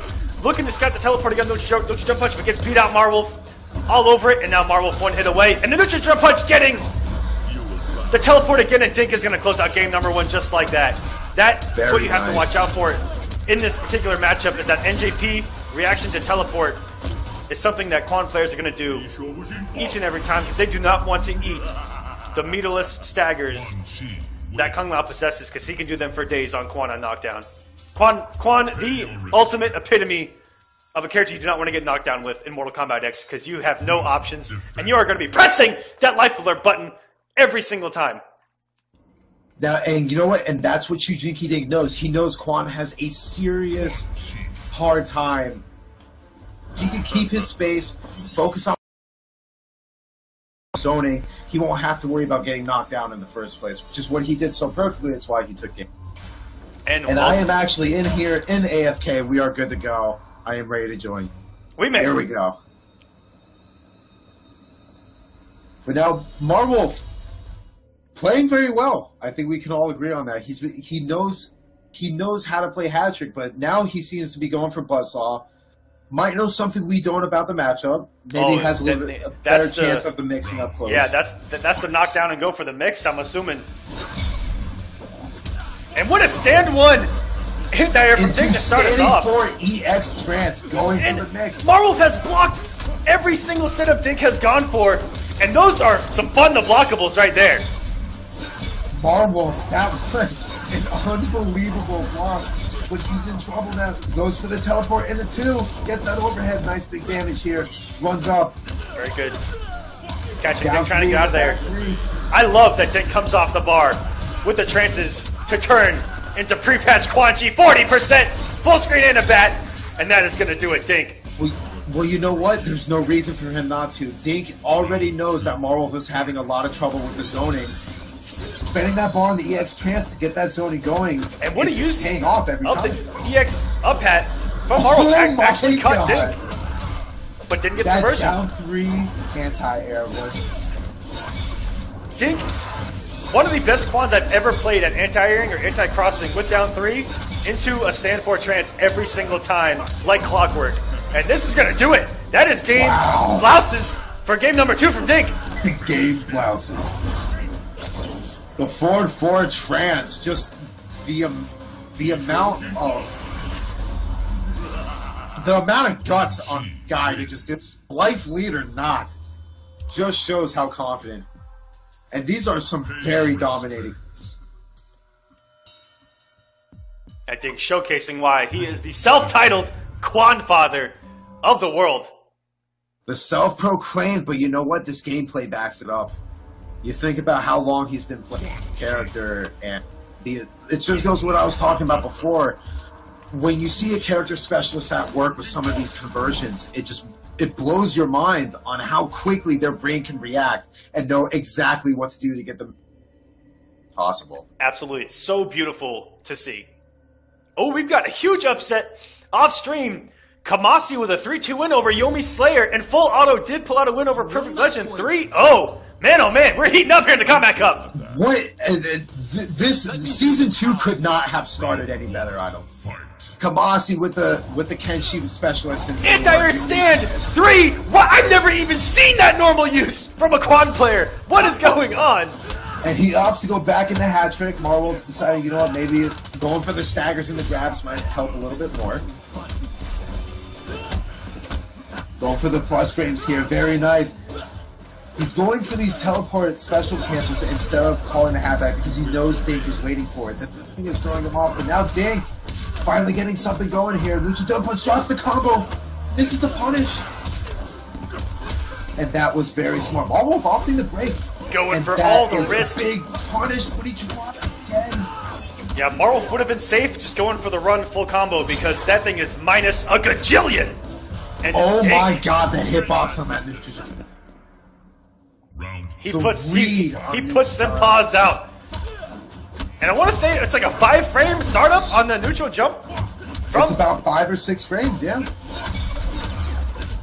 Decides to keep it at the plus frames, goes for the delayed EX rune. Nice standing one to grab. And here come the mixes from Dink. Full force right now. And get ready to break area $50. And he can actually kill this. This is going to be unbreakable. And Dink, ladies and gentlemen, almost getting the flawless there to close out this match. And the swaggiest string in the game. Better than any brutality or fate. That was just dumb. There's really not much else you can say. Marwolf tried to get something going, had a few chances to put in some pressure, but in the end, Dink just too slippery for him. In the end, just the zoning was really the biggest issue that Marwolf had to deal with. And you could tell that what I like about watching Dink is that when Dink is just standing, he looks so comfortable not blocking with Quan. And it's crazy. It's that he could just stand in the neutral and be like, I'm perfectly fine here. Whereas every other Quan is going, crap. They panic, and that's one of the biggest things because all the Quan players have been saying that Quan lacks solid defense. So I'm going to go ahead and invite our next match. We're going to be having the legend of this week, Crazy Raw Dog 88 going up against Kinetic Sicarios, who I believe Liu Kang specialist from what I've been seeing. Absolutely. And Crazy Raw Dog coming off one over Raptor. We get a little treat here because I can't remember. I'm actually going to go to the Twitter realm. Okay. Oh no, I know why you're doing this. To see if I can find this man.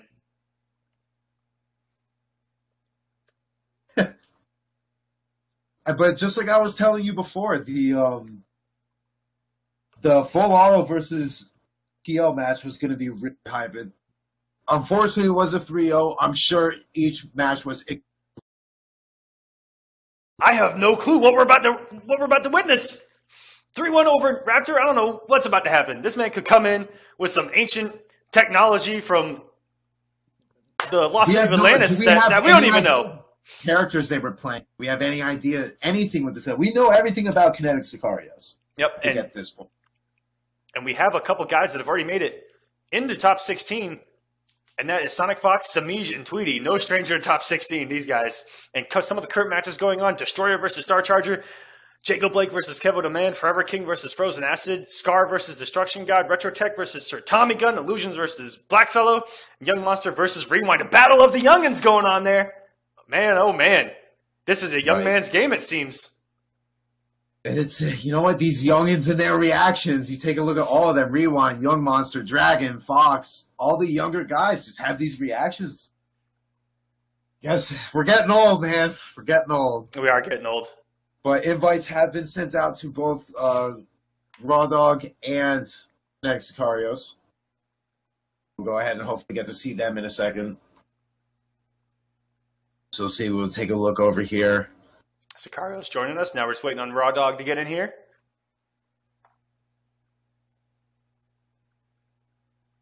And you take a look at all these players that we really haven't had a chance to hear much about.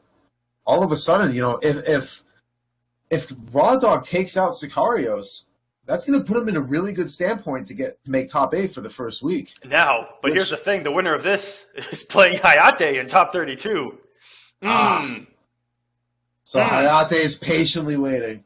All right, so Sicarios has gotten into the King of the Hill. We're just waiting on Raw Dog here. And guys, while we're waiting on him, shout out to all of our partners here at the combatmints.com. This is an energy product disguised as a breath mint. 3 of these little bad boys equals, without all the terrible stuff for you, like the sugars and the cyanide and the arsenic and the yellow dye number 5 and 6, 7, 8, 9, and 13. But check him out, catalystmints.com. Use discount code STREAMY to save you 5%. And thank you to our guys over at Smash.gg. This is a wonderful platform for players and organizers alike. If you're a player, you can find all kinds of events here, online or offline, as well as you can do series, anything you want. This is the perfect place to go for anything FGC tournament-wise, and they help us out here in the Combat Cup and Cross Up week in and week out. You guys are used to it here in Combat Cup. Once people got it down in season number 1, we were going through brackets so much quicker than we were in the first few weeks. Shout out to you guys, and if anything happens in that bracket, just ping an admin, and they will be there to help you out if anything goes wrong. So thank you guys. They've been absolutely amazing with the amount of support and how quick they are with the responses. But also, guys, if you want to make sure, go check us out on the Combat Cup. You go check us out on Twitter, on YouTube, on Instagram, between Instagram stream_me, twitter.com/stream_me, and youtube.com/stream_me vids. Also, if you want to be a part of one of the fastest growing stream websites, all you have to do, just make an account, start streaming, get up to 50 followers, and boom, you're all of a sudden partnered. 70-30 split in your favor. And that's it. Get your emotes, get everything that you can get on Twitch, plus a whole bunch more, and it's super easy to do. And thank you to our guys over at Arazi. They got some wonderful chairs that I got to test out. And man, oh man, they're comfortable. Oh man, you can take a nap with them. They actually have a built-in lever where you can lean back in them. Mm-hmm. Oh, they have wonderful desks as well. I sit on one of those at the last major I went to. It was like sitting on a cloud. They are incredibly comfortable, and they make incredible desks as well, where the entire top of the desk is a mouse pad. The entire top of it is. It's built to hide wires as well. It's very convenient for you guys trying to stream. And I'm sending Raw Dog another invite right now to try to get him in here. And there's another upset alert. We just talked about them. Rewind with a 3-0 over Young Monster in his first Combat Cup. And that was Battle of the Youngins, too, so the reactions must have... Unbelievable. Young man's game, man. Young man's game. That's what this is starting to be. I'm going to go ahead and send Crazy Raw Dog another invite because he had to show up.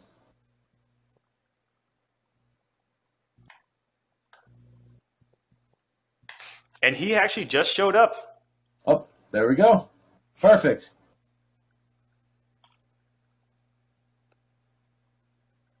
And okay, guys, while we get them in here, all set up, we got a match for you. This is going to be Kinetic Sicarios. Crazy Raw Dog showing Jin. No. Not a character I expected, having just come off a win over Raptor. Well, you know what?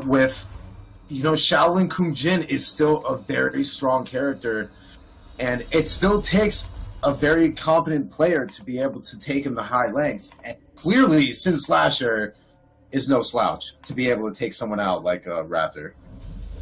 Round 1. So here we go. Round number 1. Oh, and the Slayer tech, the whip jump 1 into the X-Dive kick. Drops the combo, though. Carlos was very nice flip. Hitting some projectiles here, hoping to get something started. Slash going for the down 3. It's only -1 on block. Very nice up 1 anti-air in Sin Slasher. Very, very deciding round number 1 here. Decides to throw the stoplight there. Wants to stay away from him going in. Going for the mix. Very nice block. The blocks are there for Sicarios. I think that's really what's helping him out right here. But Sin Slasher mixing between staggers and grabs. Just suffocating Sicarios right now.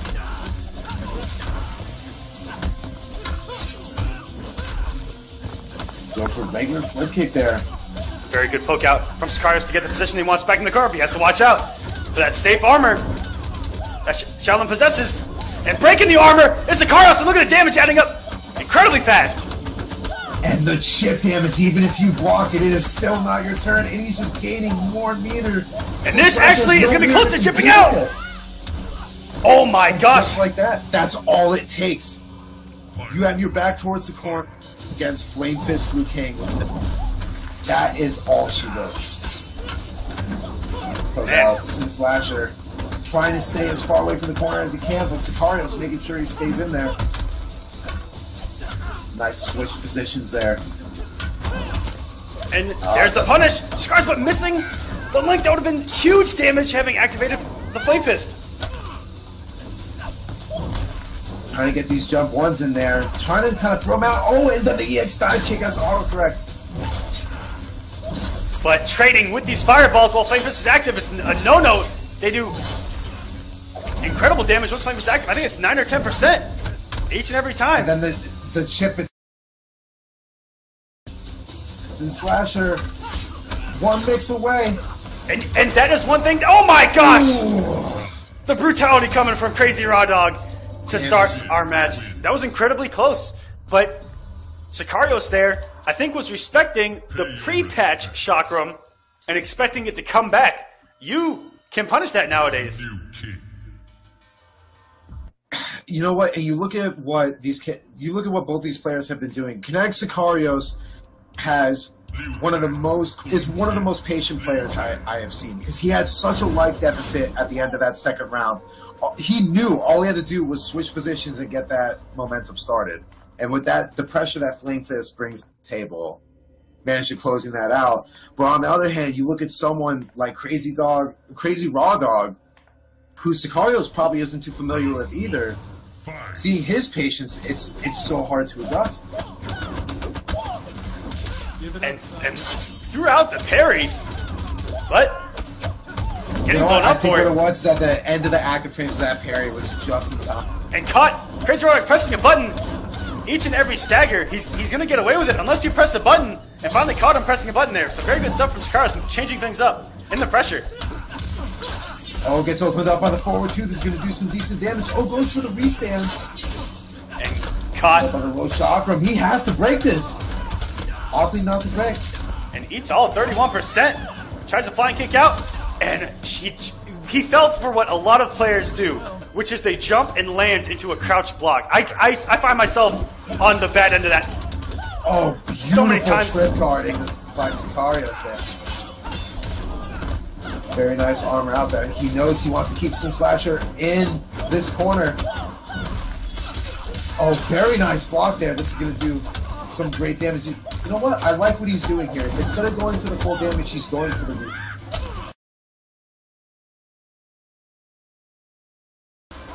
It's up a little bit more towards the mid-screen. Oh, very nice whip punish.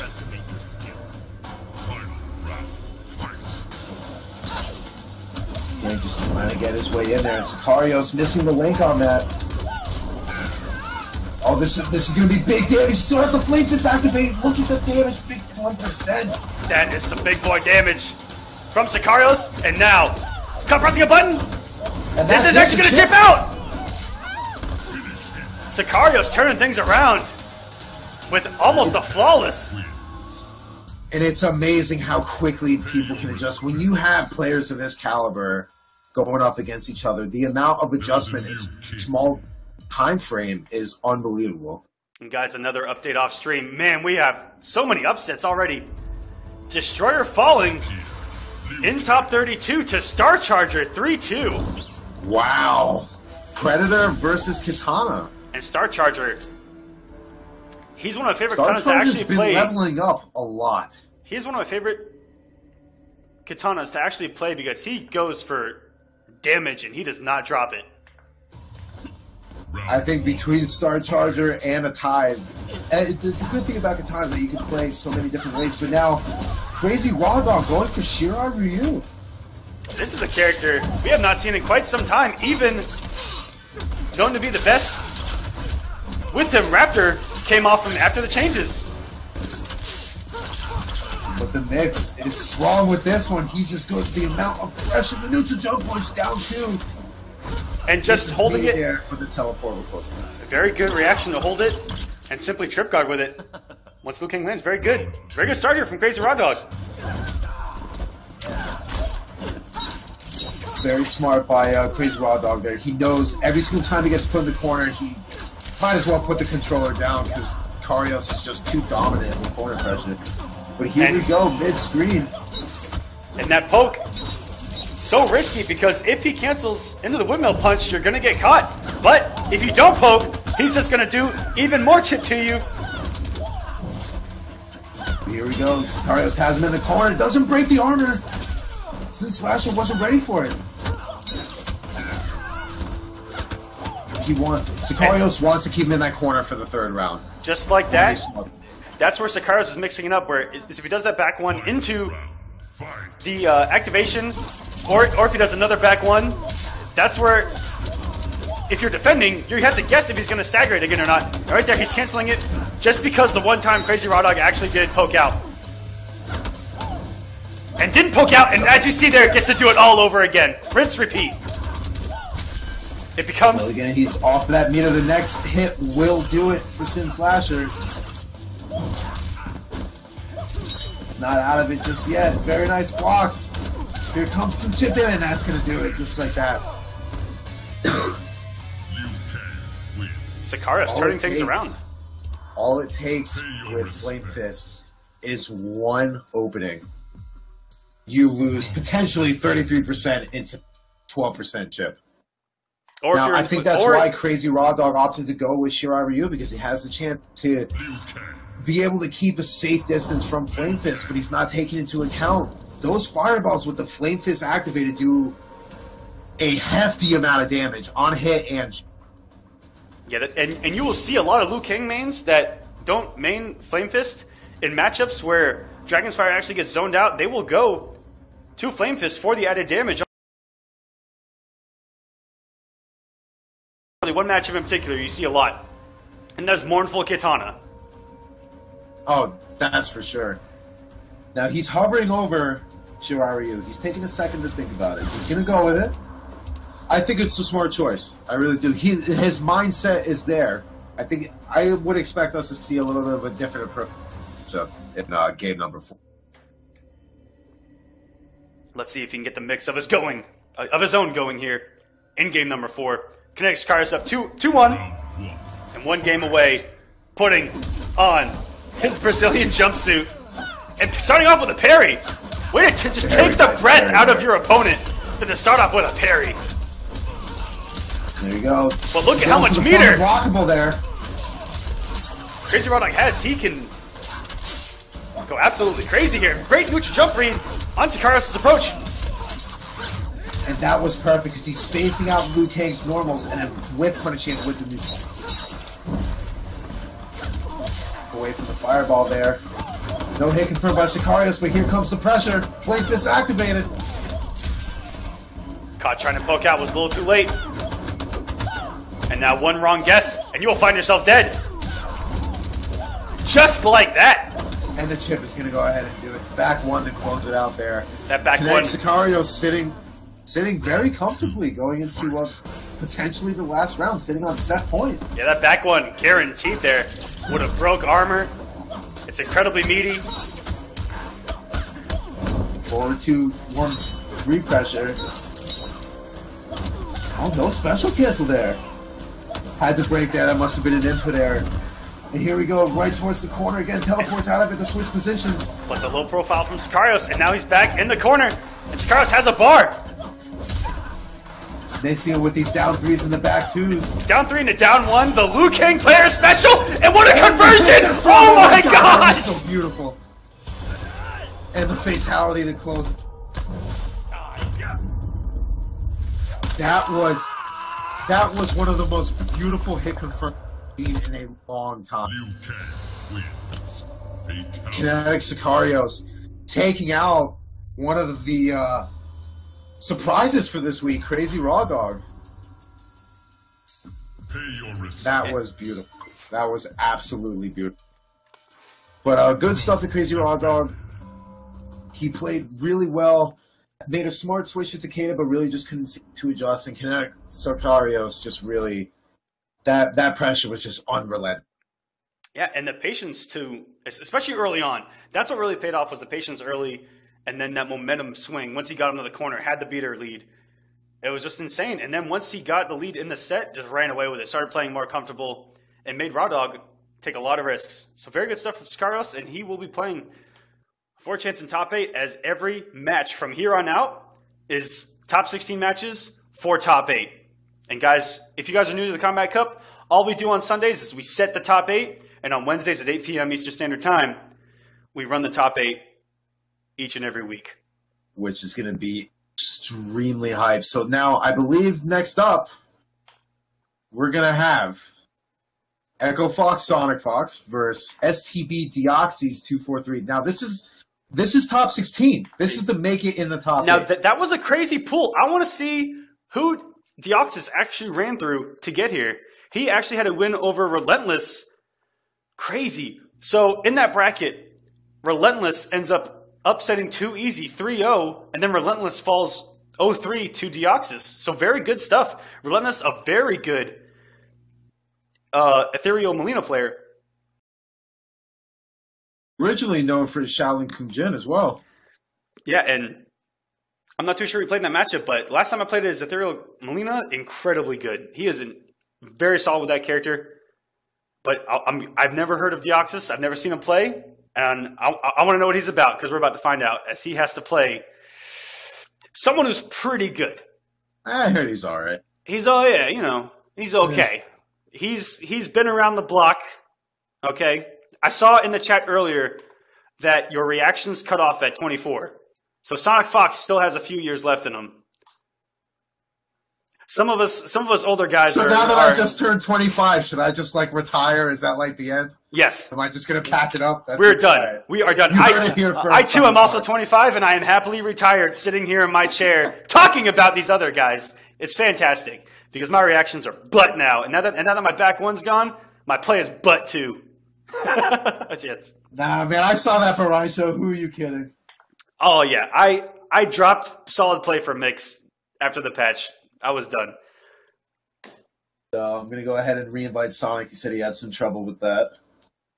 And we are waiting on Deoxys to get in here as well. And after that, we will have Star Charger versus Kevo the Man. I was really looking forward to the Destroyer Kevo matchup just because of their history, but congratulations to Star Charger on the upset.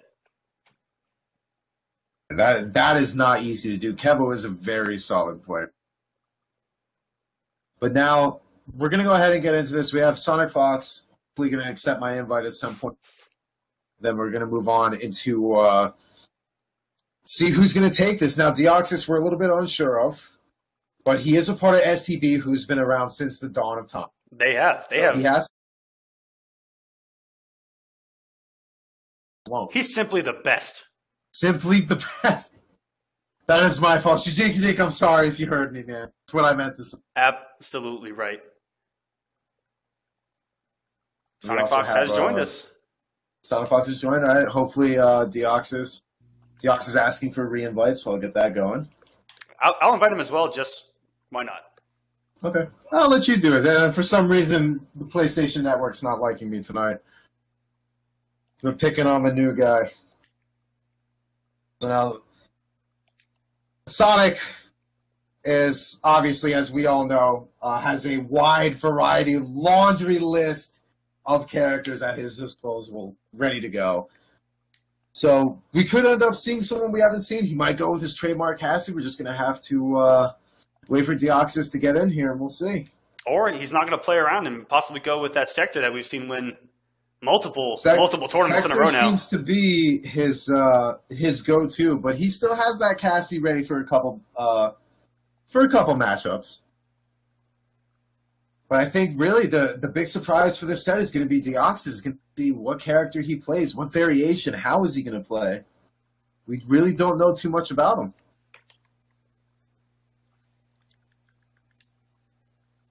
So hopefully Deoxys is keeping. I see what I did wrong in his name. I'm going to blow myself up on that. Let me guess. You invited the STV account. I put a 5 instead of an S. Rip. It's all right, man. This is why I'm retired. Is this why you're retired? I don't have the reactions. Reactions aren't there, man. That's what happens. Guys, make sure you travel while you can, because you hit that cutoff age 24, it's all over. You're done. You're collecting Social Security, watching everyone else flourish. Now you're starting to make me feel old, man. You're done. Come on. Jeez, I feel like I'm 30 now. And so Deoxys, the invite has been sent. Hopefully you get to join us. We'll get this underway. Remember, guys, every match on stream from here on out will be to play for Top 8, which will continue on Wednesday at 8 p.m. Eastern Standard right here on the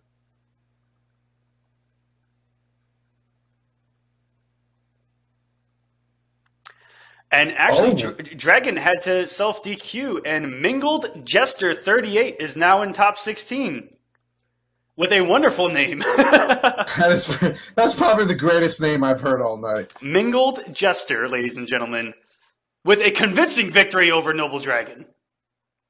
The convincing disqualification. I hope everything's okay with Dragon there. We have been told that he is taking a break.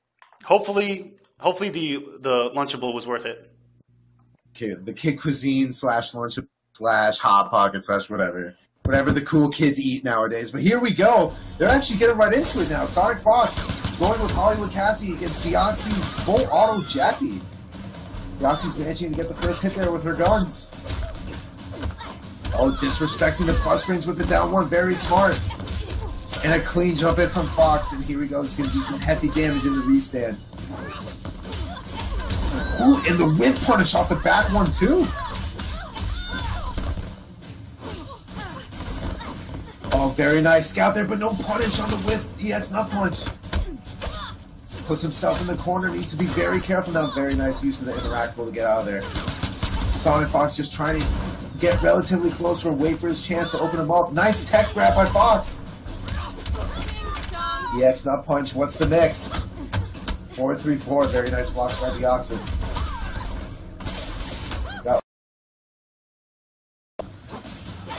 Follow Jackie just going to try and gain some meter.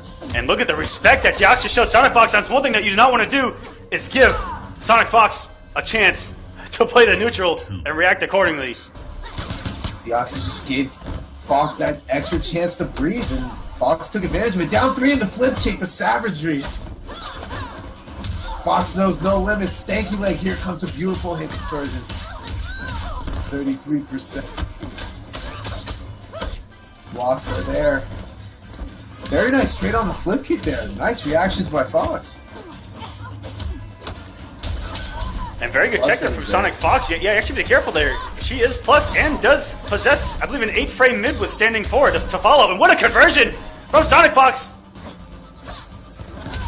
Deoxys is not out of it just yet. Oh, the big drop! The combo. You cannot drop anything against these top players. That is how you put yourself in a hole mentally and physically in the actual match. That is a real heartbreaker, because if he didn't drop that combo, he could have been sitting in a really good position to make a comeback, at the very least get him off that meter. But Fox, noticing the drop combo and immediately waking up the opponent. But you know what? That was a strong showing by Deoxys. He needs to make a few adjustments. That one little pause in his pressure in the beginning of that round, him losing that momentum. Opting to stick with full auto Jackie. Sonic Fox obviously sticking with Hollywood Cassie. Round 1. Here we go, game number 2. Fox going for the jump in 4-3-4, keeping it safe, getting the first hit. And no punish. And no punish. So late on the reversal was Deoxys. He's going to punish himself. Luckily, Sonic Fox dropping it. Fox. And look at that big girl damage mid-screen that Jackie does possess. And actually whiffing the small hitbox of Cassie in the corner there. Oh, standing one stagger to the low overhead. And that should do it. Oh, it barely drops the back one there. But the down 3 flip kick will chip him out eventually. Fox taking the first round. These Cassie players, they're down 3 flip kicks tonight. Absolutely savage. And it just it's working almost every single time. It's like they're calculated. There we go. Beautiful. They confirm Deoxys has to break. Down 2 actually down whipping. 2, that could have been such a big punish. And look at Sonic Fox with the tech. Running through the rocket. Avoiding the block stun. And very good stanky leg from Deoxys in the neutral. Oh, beautiful hit confirm. The execution on that. And Raw flip kick twice. This man is a savage. And this is going to be chip out. This is going to end up being chipped. Sonic Fox with a quick 2-0 over Deoxys. Deoxys needs to make something happen right now, or he's going to be eliminated for the top 8. Pay your respects. Fox just take him out in lightning speed fashion. Defended.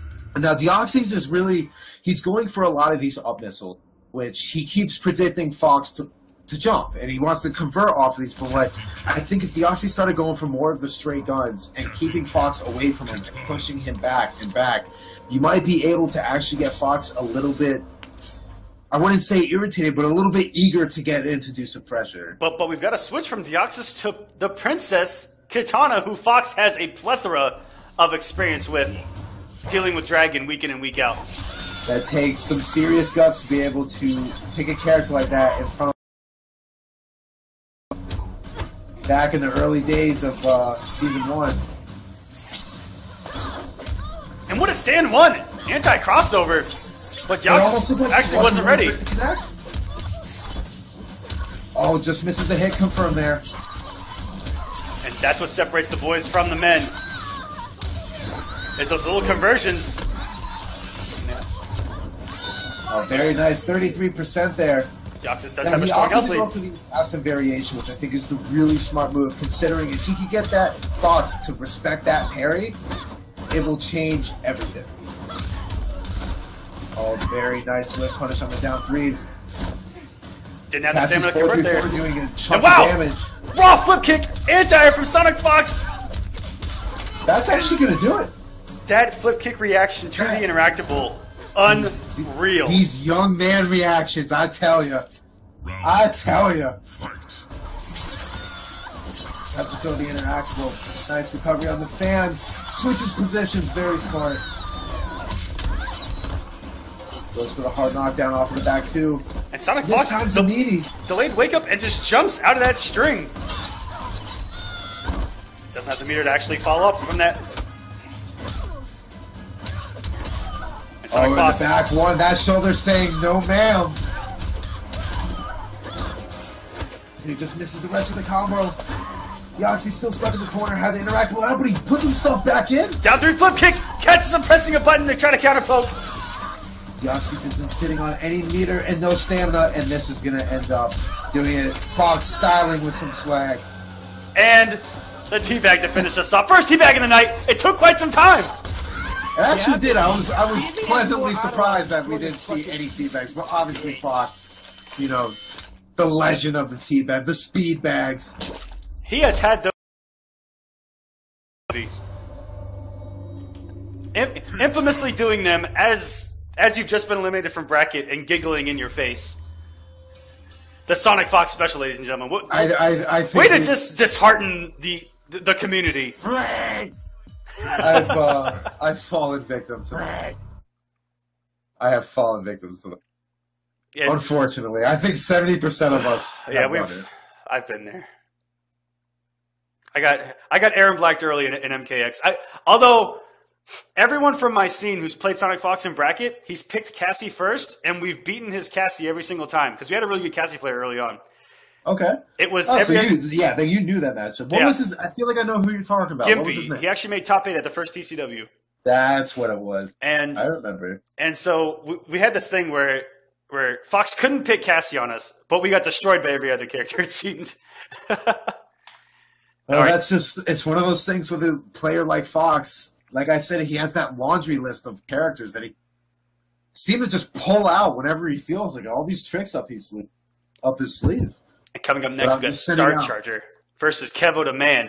Coming up after that, Revit Leafing versus Illusions. They had a really good match last time I saw them play. It was late in Season 1, and it was 3-2. Illusions, I believe he used Sorcerer Quan in that matchup. And then following that, Samij versus Rio.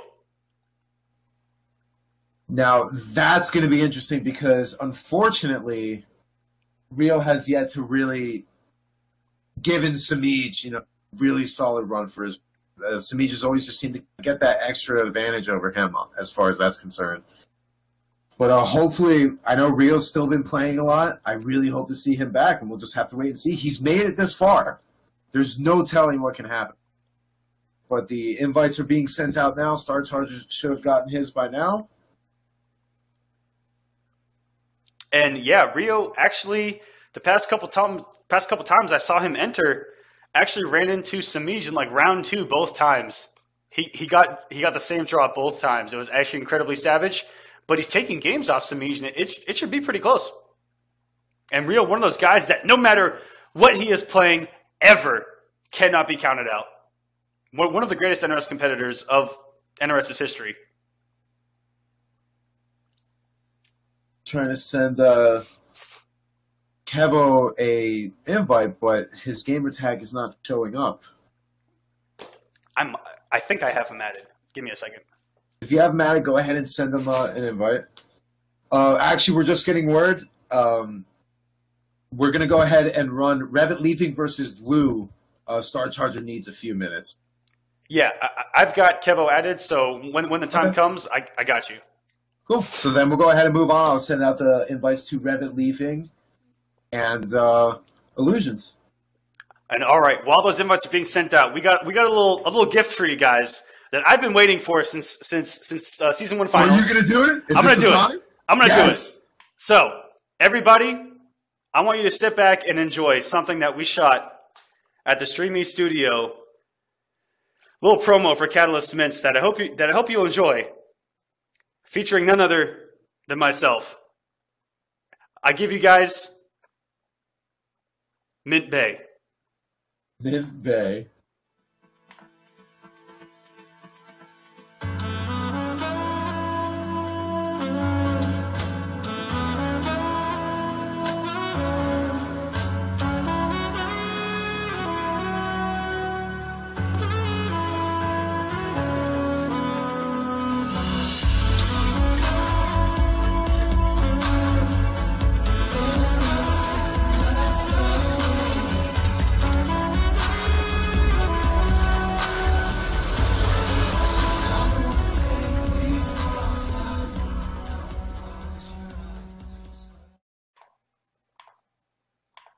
I hope you guys enjoyed that. That was so perfect, dude. That literally could not have gone any better.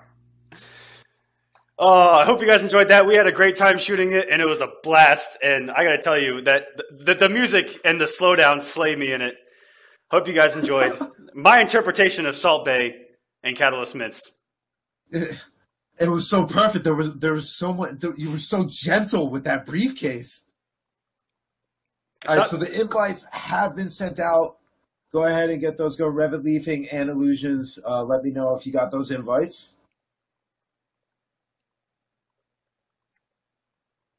Oh man, the admins saying they're just dead. Everyone in the chat is dead. I hope it was worth it. Could not have been more perfect. It was worth it for you guys, and you guys are gonna get it probably one more time tonight because I didn't get to watch it until I got sent it while I was driving, and I just hit play on my phone and I just listened to it, and when the music kicked in, I started dying. It's too perfect. Oh my gosh. It's too perfect. That was probably the best way to gently tossing those mints.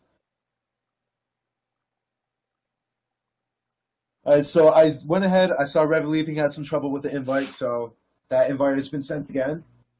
Hopefully everything goes well with that. I will toss him one as well.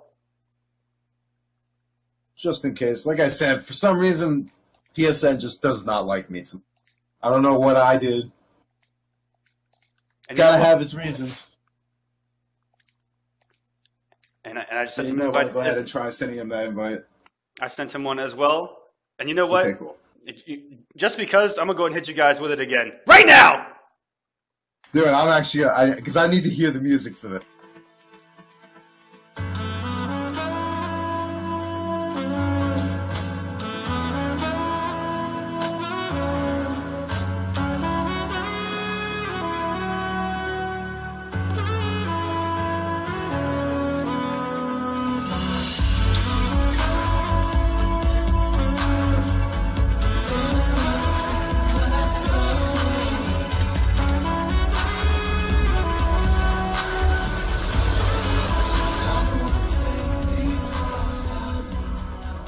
God, I can't with this man, dude.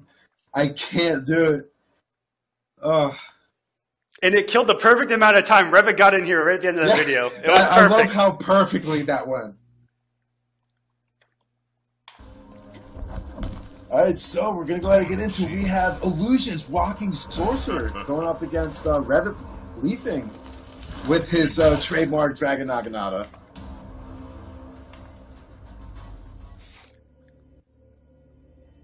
And this is a match, like I said last time, went down to the wire to a Game 5 as Noble Illusions tried his best to try to catch this incredibly mobile Tanya that Revit possesses.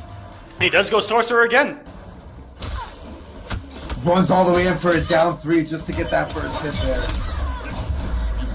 Here we go. Illusion's going to immediately send him full screen, get that armor portal up and going.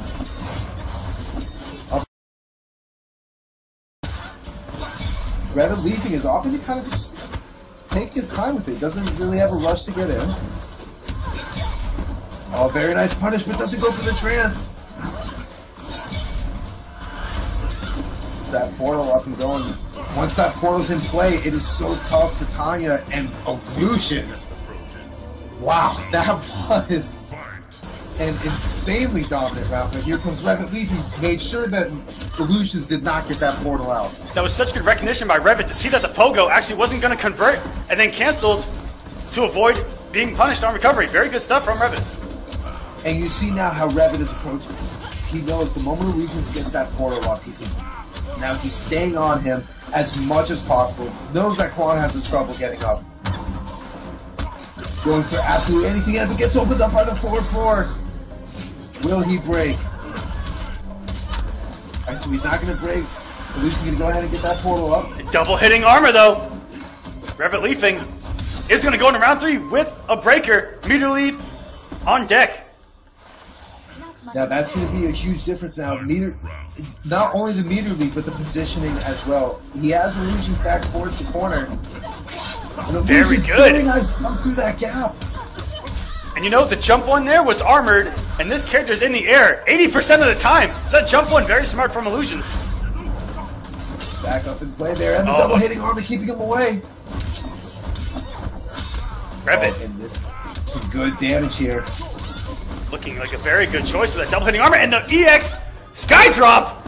And the panic button seems to work. Revit Leafy blowing up that armor with the double hitting.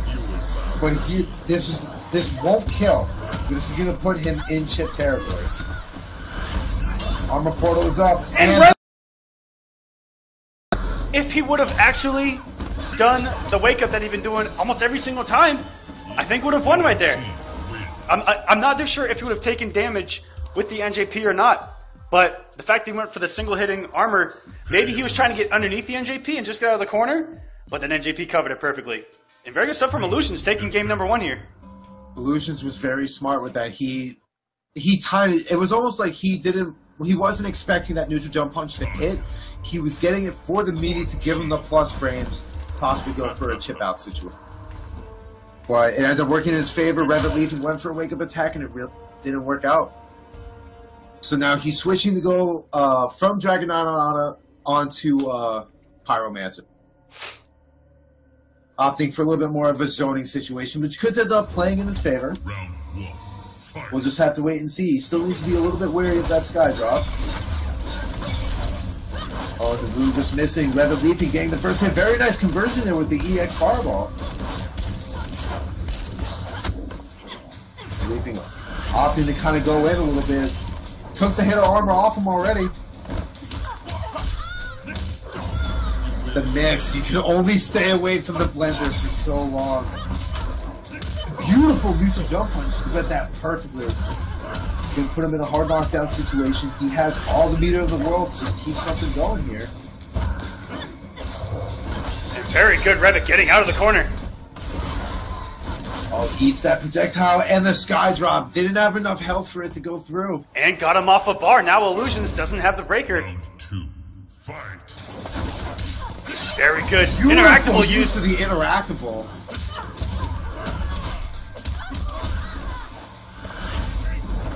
Portal, what's next? Wastes the bar and gets the hit of armor ticked off.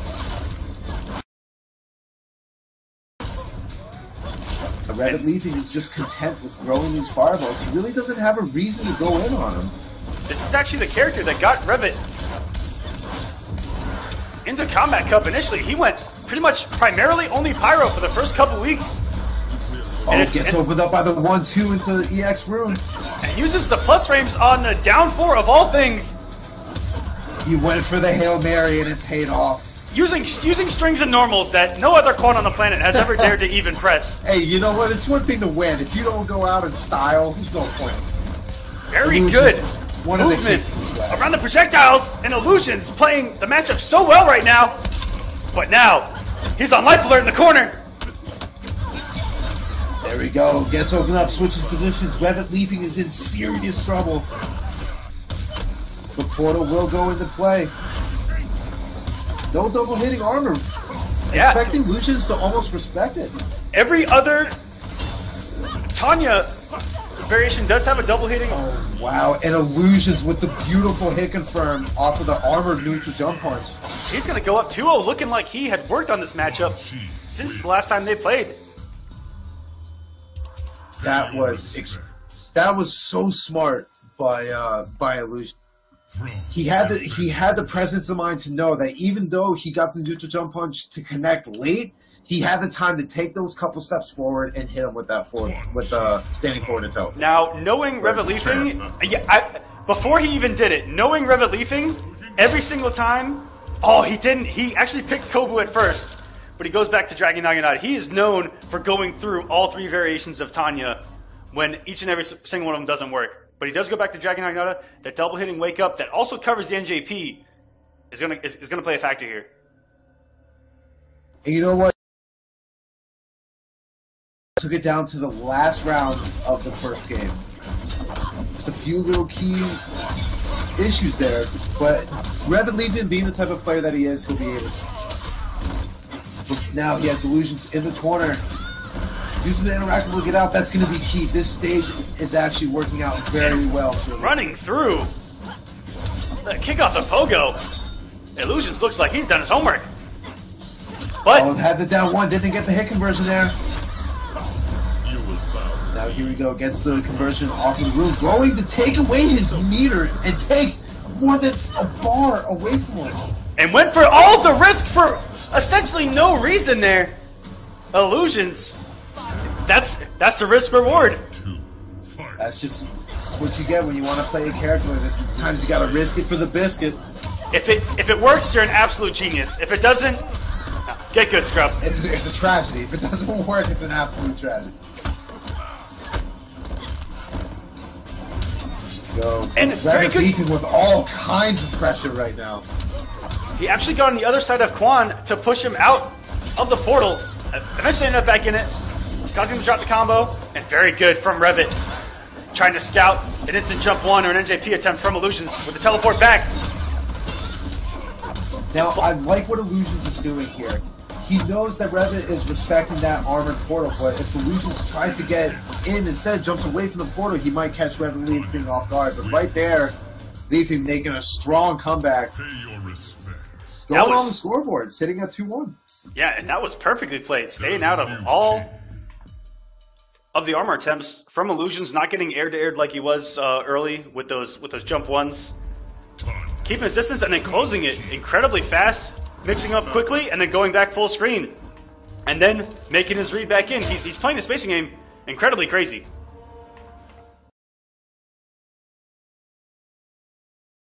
The two of them are almost adjusting based off of each other. Because now what's happening is that Illusions is catching on to what Revolution is trying to do, going for a more aggressive play style. So maybe if Illusions sticks to a little bit more of the zoning game, he might be able to see some more success.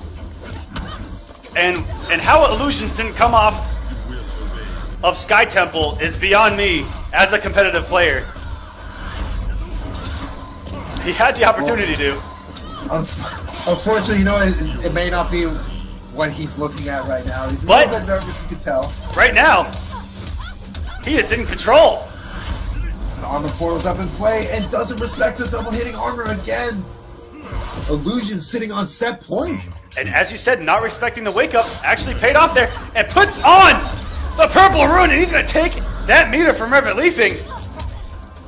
And he went for the overhead so many times before, finally catches him with the low. And he's not going to have to respect wake up here, but he jumps the 1-4-1. Not doing it there. But immediate patience from Illusions. And trying to scope him with the back one.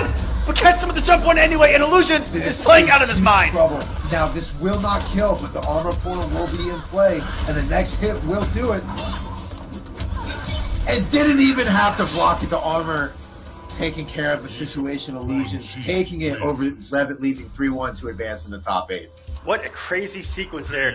Illusions showcasing why Sorcerer can be so deadly, especially in the corner, even without meter, even while your opponent has meter. Those options to pull up the purple totem. I say totem because I'm a Kotal player. Oh my god. Portal! Purple portal, ladies and gentlemen. Taking you off your meter, and then if he mixes you up one more time, the knockdown into armor portal does not respect wake up. It can be so deadly if it works. You saw him lose a round from it not working, going for the overhead. Right. But as you saw there, he had conditioned him with the overhead so many times. Finally caught him with the back three.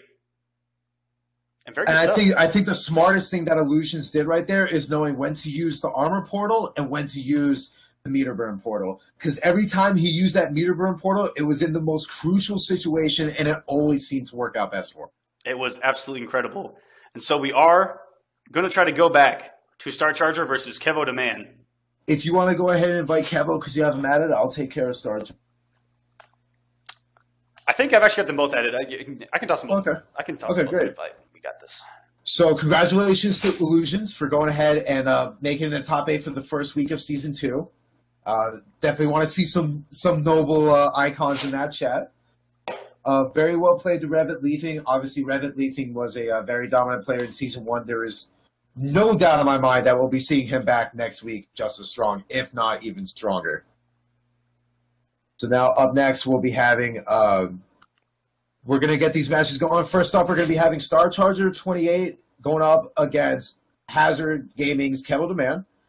Afterwards, we have a big treat. We're going to have Kinetic Samij against Rio, Yomi Rio, who has been doing surprisingly well all throughout Season 1, trying with a few different characters, trying to see what fits best for him. So finally make it into the top 16. That will be an incredibly hype match. After the Samij Rio match, we'll have Echo Fox's Scar going up against Clean Kill Gaming's Shinobi Retro Tech, which will be just as juicy. And then next up we'll have Noble Tweety going up against earlier tonight managing to take a 3-0 victory over Perfect Legend. Afterwards, we'll have Kinetic Sicarios, who we saw earlier, going up against Rewind. And then last but not least, we have Mingle Jester 38 with a disqualify win over Noble Dragon. And he will be going up against Frozen Acid, one of the most dominant Hellfire Scorpions to date. And those are our matches for the rest of the night, guys. So let everyone know that we are still live, ready to bring you the hypest matches of the night. And here we go. Kevin the Man opting to go with Melina against Star Charger, obviously rocking. Round 1, fight. Yo, who will exceed into the top 8? Kevin's opting to go with Ethereal. Star Charger sticking with Assassin seems to be his bread and butter variation as of late. Oh, and a regular ball roll to stop that meeting. Star Charger spinning both of the bars, switching positions, very smart. Oh, and the parry! Don't you press a button! Ball roll again.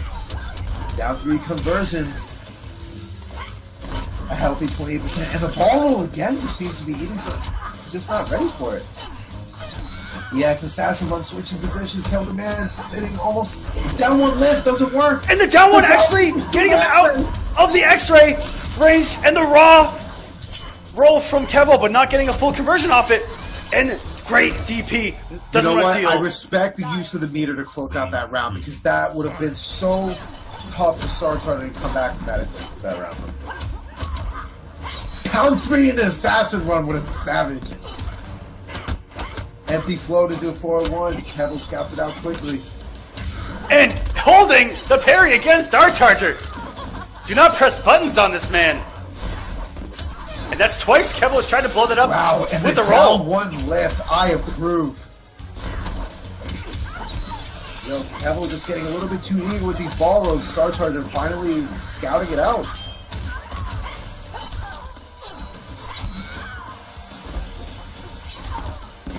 And double overhead.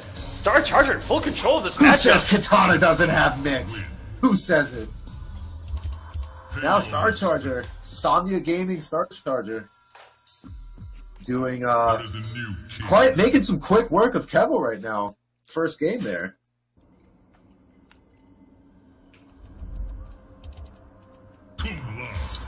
And now Kevo is going home right now because this was his main for the longest time. Ever since even Season 1 where he played Lau and Fisticuff, Johnny Cage, of course. Fisticuffs in the beginning of this game's life was nightmare. It was the nightmare that no one discovered yet. Absolutely. And then the moment DJT discovered it, it was immediately taken out. But so here we go. In every patch of the game, Kevo's only mainstay was Kung Lao.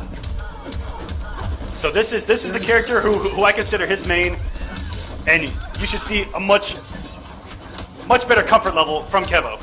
You can already see how much he just seems so much more confident with.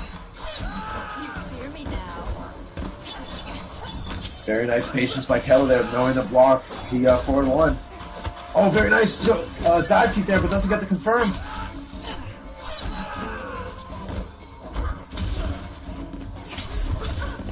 And what a conversion from Kevo! The down 4 spin. I love it. And looking much more comfortable in the matchup is Kevo. Like I said, going back to his bay. Kungus of Laos. You know what? Like I said, you can tell how much more comfortable he is. It's almost like he's finding his groove. You play a character for so long, it's like riding a bike. Eventually you're going to go back and it's going to be just as easy. The down one into the grab. Very smart. Will he throw him into the corner? No, this has.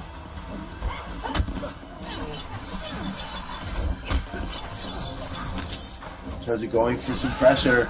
Canceling into the parry and does the backdash. Very nice.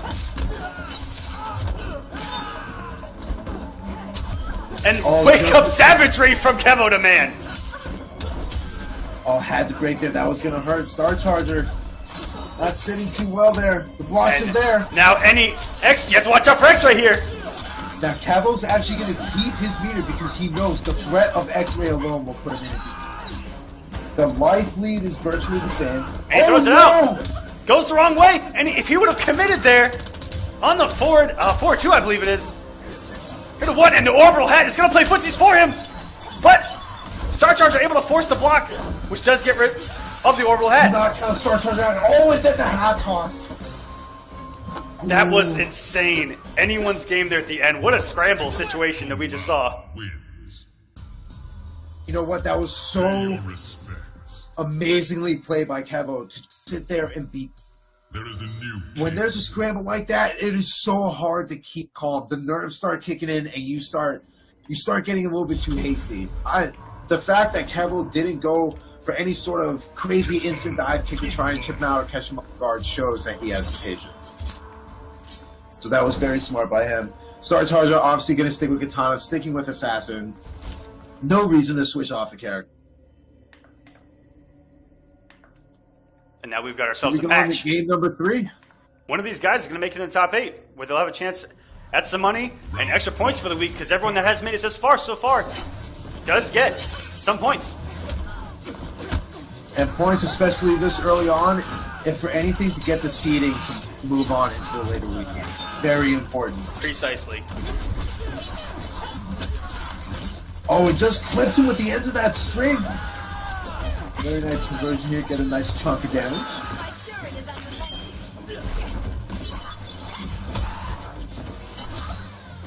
Oh, and 4-2 stuffing her 4-2. Just goes for the EX Assassin, but that's going to do a lot of damage with her buff.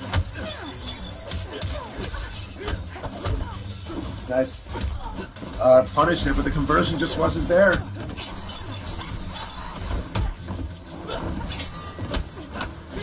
Kevo just sitting in chip range. 6 frame down 3, closing out the first. Round 2. And Star Charger looking like he's adjusting to the switch from Kevo right now. Taking game number 1 so comfortably. An aggressive approach, and I like it. I am loving this pressure into either the hold on the parry or the cancel on the backdash. Just kind of making it a guessing game of if you want to actually counter poke her or not. And then once he actually savagery. You know what? And it just seems to be working. Oh my god, the spacing out the raw wake up spin.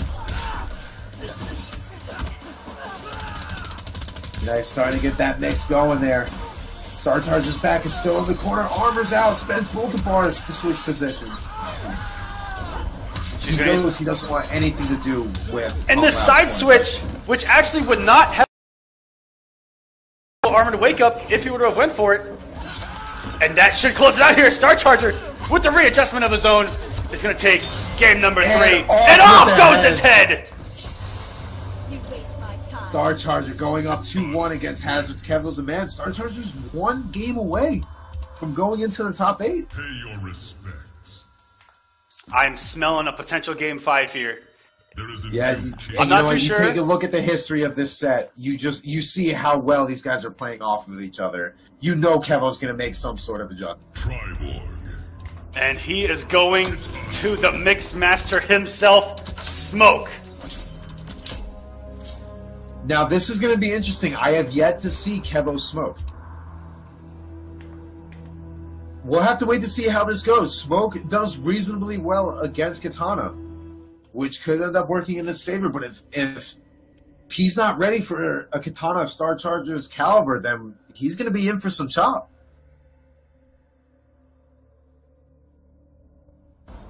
go game number 4. Can Kevo stay alive?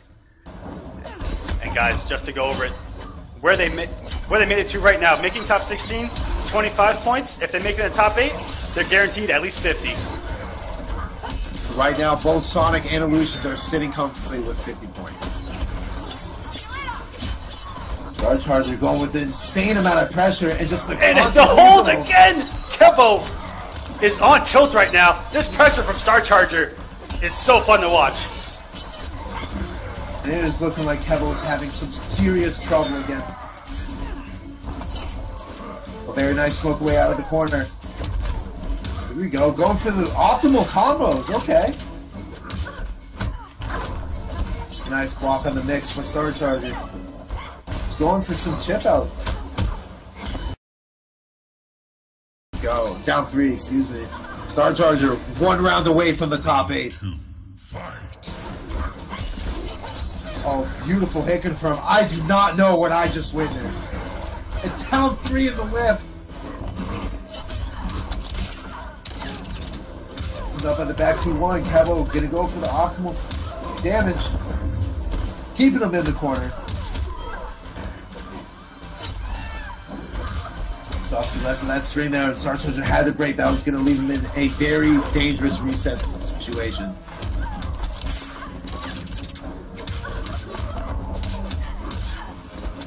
Oh, doesn't go for the right string. There you go. That will be able to take it. Oh, and the teabag! Kevo trying to play that mind game right now. Final round. Fight. Really? The teabag, okay. You know what? And it goes to show that it's not just the gameplay adjustment that needs to happen. You can mentally psych out your opponent. That's an easy way to take it. But here on Combat Cup, we've seen the early teabags actually not generate a win. We've seen guys. Slayer is one of those advocates. Slayer. Can all admit. The Star Charger going with the parry. Down 1 in the lifts again. This is going to do a lot of damage. I don't think this will actually. Oh no, that's it. And that is it, Star Charger. Top 8. What a victory! The back and forth and the counter teabag of his own. The savagery from this man. And the bittersweet revenge. And you know what? Can you blame Star Charger? Kevin the Man putting up a great fight. Going for a few different characters. Smoke seemed pretty solid, but Star Charger was just there. He was ready for it. Sure, being a part of the Scar have definitely had their fair share of practice. And guys, but, congrats to Star Charger becoming our 3rd top 8 qualifier for week 1. We'll be seeing him Wednesday at 8 p.m. I want to go over with the stream chat. If you are familiar with what me and Big D actually had put on the screen earlier, and you see me throwing these bills out every time a lot of mix happens, I'm gonna blow it up on my screen so you guys can see the $50 that is Paolo's vision, man. And I'm about to blow up the screen right now. So I'm waiting for the right time. I got something super planned for that, but you guys, everyone needs to know it by now. That Paulo dollar is more valuable than anything you will ever find in your wallet and or bank. We all know that by now. And legends say if you have enough Paulo dollars, you could pay off Paulo to get you. Now, some of the things on here, not legal tender. It's not even a real thing. It's negative as hell. NetherRealm, back 1-2-1-2-1-2-1-2-1. Get Good 2016. Mr. Potato Head. The Vision of Paolo, $50 bucks. Ice clone underneath him. This is an incredible MK memorabilia from CEO 2016. If you guys did not get any, you can't see me, and I will definitely give you one if need be. Because I never go anywhere without my $50 because you never know when in life you need to do the mix. Just as a quick reminder, guys, please, if your set is over, please leave the King of the Hill. Kevin the Man, we need you to leave this King of the Hill, please.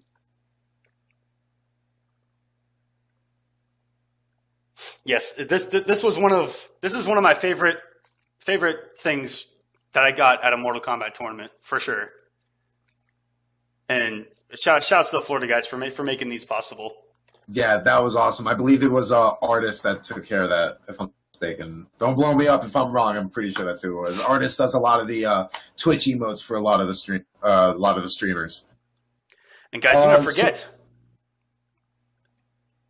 Thursdays, Conquest, your second chance at points. Register now. Go to smash.gg/Combat Cup. Look at that schedule. We got Rio in here already. And guys, sign up for Conquest. Conquest saved so many people last season. You want those extra points. They're sitting there waiting for you. So just do it. It's the easiest way to get those points. They're so valuable, especially early on in the season. Just as we were talking about before, you want to make sure you get that leg up nice and early so you can be sitting comfortably more towards the end of the season. You definitely want to be a part of the season finals. So invites have been sent out. We have Rio here sitting. We're just waiting on Kinetic Samij or Gut Tough Gaming Samij now. Gut Toughs. Couple snakes in the chat there. Samij is notorious for being unable to connect. So, but here we go. And he's proving us wrong. Commentators curse, and I could not be more happy. Him and Echo in season 1 had a feud back and forth, but unable to connect. But near the end of the season, was incredibly good at connecting with us. And guys, final push here. Sign up for Conquest right now. Just do it right now. Get it over with. Easily. It takes 2 seconds for of your time. Get in there. Make sure you don't have to worry about it later. But now we have Rio versus Samij. And remember, in order for Rio to get to this point, he beat Biohazard 3-1 and then Shujinki Dink 3-1. So he's already ran through a gauntlet of some pretty strong players. And with that momentum sitting there, there's no telling. In the past few months, he has pretty much only played Imposter Shinnok. And man, oh man, was I impressed. Oh, very nice EX phase out by Samij, catching him with that whip punch. Nice backdash there, out of the plus range. Didn't want anything to do with Melina's pressure. And the patience by Rio here.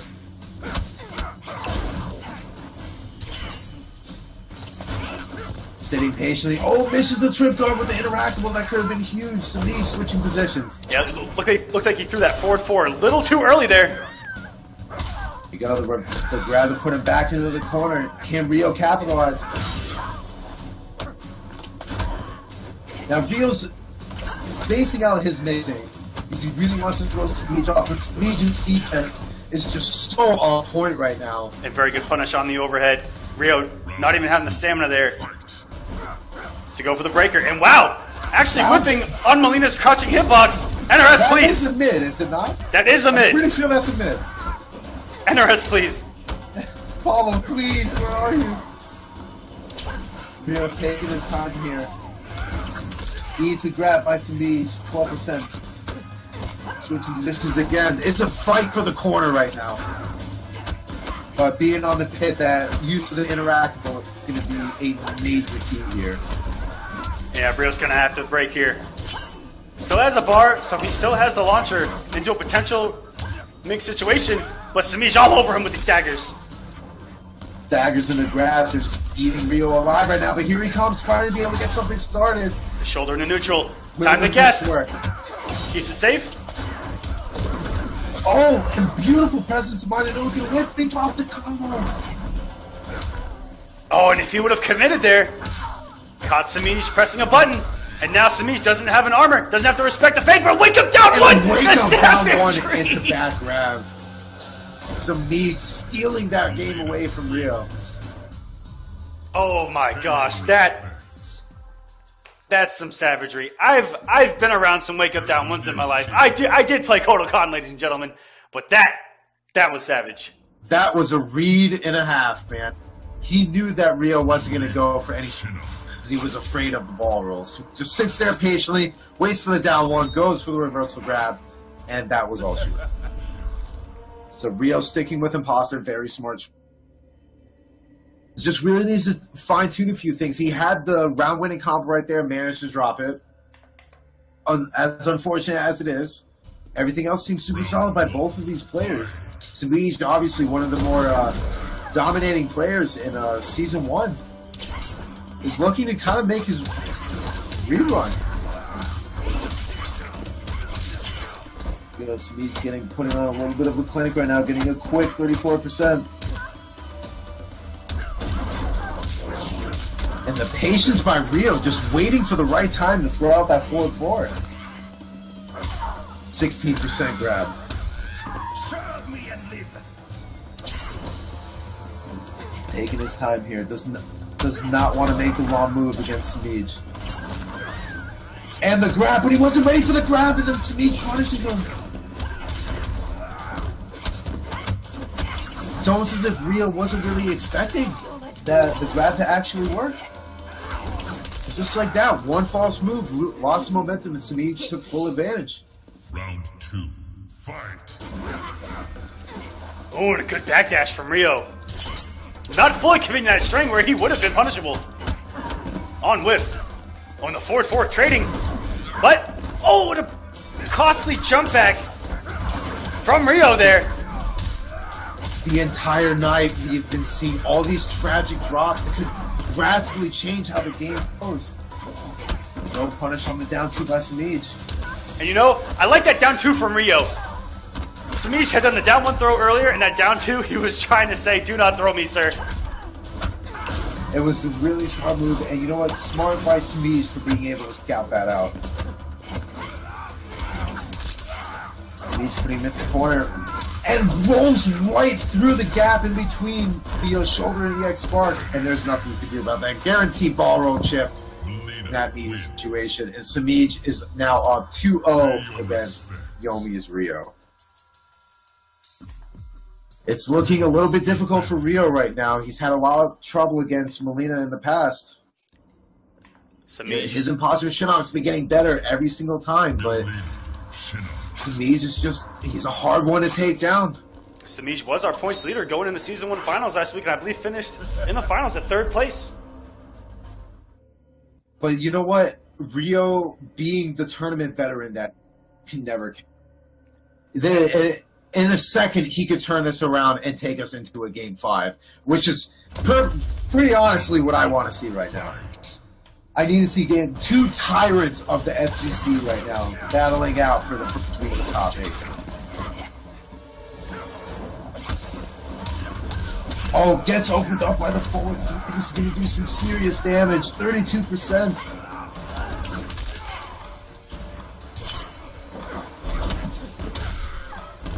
Very nice. Just goes for the easy down 2 punish just to try to get anything fancy. He doesn't go for the side. And just going for these little grabs, trying to even out the life disadvantage that he's at right now. Afraid, because every single time Samij is 100% blocking the overhead. His defense is just too on point for Rio to go for any unsafe mix-ups with these grabs. And another big drop from Rio, who was trying to mount the comeback. He would have gotten some decent damage into another restand, another mix opportunity, but that drop might cost him here. Now Samij is sitting ready to make top 8 first week here in Season 2. But Rio is not ready to go down without a fight. Eating grab after grab. That's 12% each time, slowly starting to add up here.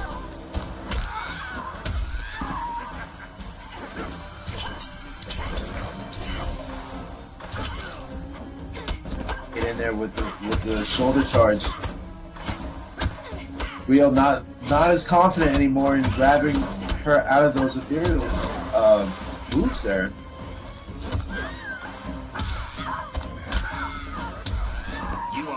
Rio has a bar, makes something happen, still has Molina's ball roll, and the lift grab he has to break here after he gets his stamina.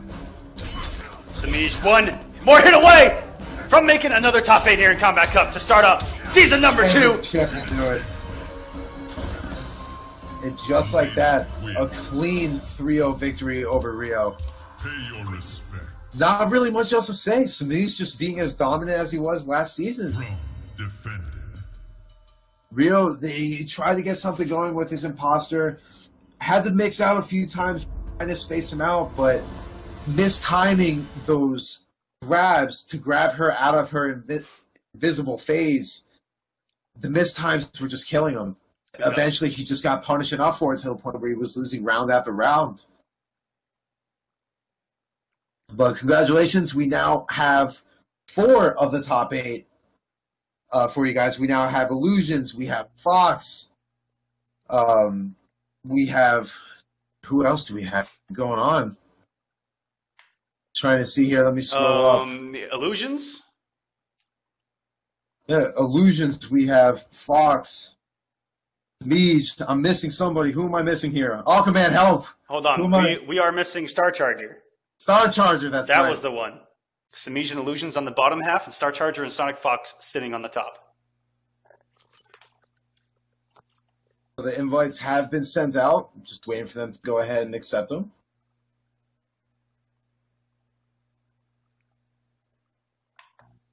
Let me get back to our So beautiful we have to faces here. talk a little bit. What? Go for it. No, I was just going to say, we have to talk a little bit. Right now, we have Scar versus Retro. Afterwards, we're going to have Noble's Tweety going up against Exile OD Full Auto. Now, Full Auto has been, he had his fair share of upsets, I think it's safe to say, in Season 1. So, for him to come into the first week of Season 2 and coming off such a clean victory against Perfect Legend, he can't be slept on. And I think at this point, he's made his name known that he cannot be slept on. Yeah, So we have those two going up. And then obviously you could talk, you rather love him or you hate him, but Tweety will always be there fighting for that top 8 spot. I've gotten such a great amount of respect for Tweety over the past year. Ever since he came out to TCW and I got to meet him in person. He's actually an incredibly great guy. And as we found out since then, an incredible competitor.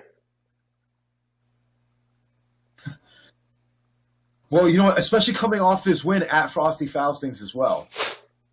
So for him to be able to do that, coming off a regional win, multiple top 8s, getting 9th at KIT, which is still nothing to be ashamed of. I mean, this guy has just been leveling up and leveling up constantly, putting all the haters to rest. And really putting Possessed Kenshi on the map. Wow. On Scar. I'm going to toss him another one just in case.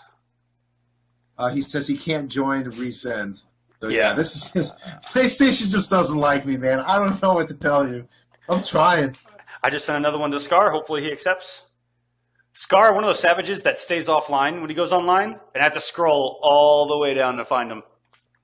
He is an absolute savage. But when you're Mad Hollywood, sometimes you got to hide when you're online. Otherwise, you're gonna get that inbox hit. I mean, hit. I can't imagine how many friend requests and messages Scar and Sonic Fox get. That must be almost like annoying to deal with. We'll wait to see. We'll get Scar going in here, who has just joined, so we're now going to get ready with our next top 16 match here for week 1. Now, Scar obviously rocking smoke for a very long time now. Still pulls out Mama Blade every once in a while. We've seen it on a few occasions. But opting to go smoke here now. Shinobi Retro Tech has had a few different characters.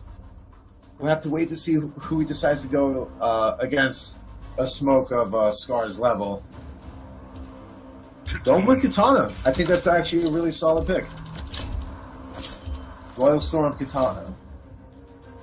Excuse me. So now Scar, obviously, one of the most dominating players in MKX's history, has still had his fair share of upsets on top of him. I mean, you could go on about how many times he's lost in Season 1, but how many times was it by someone other than Fall? I think that's really going to be the biggest. Plus, with all the training he's been doing with Injustice 2, he might need to stay on top of his game. He has a reputation to uphold here. All right, guys. Logos in the chat for Retro Tech, and some Echo Fox logos for Scar. Who do you guys like?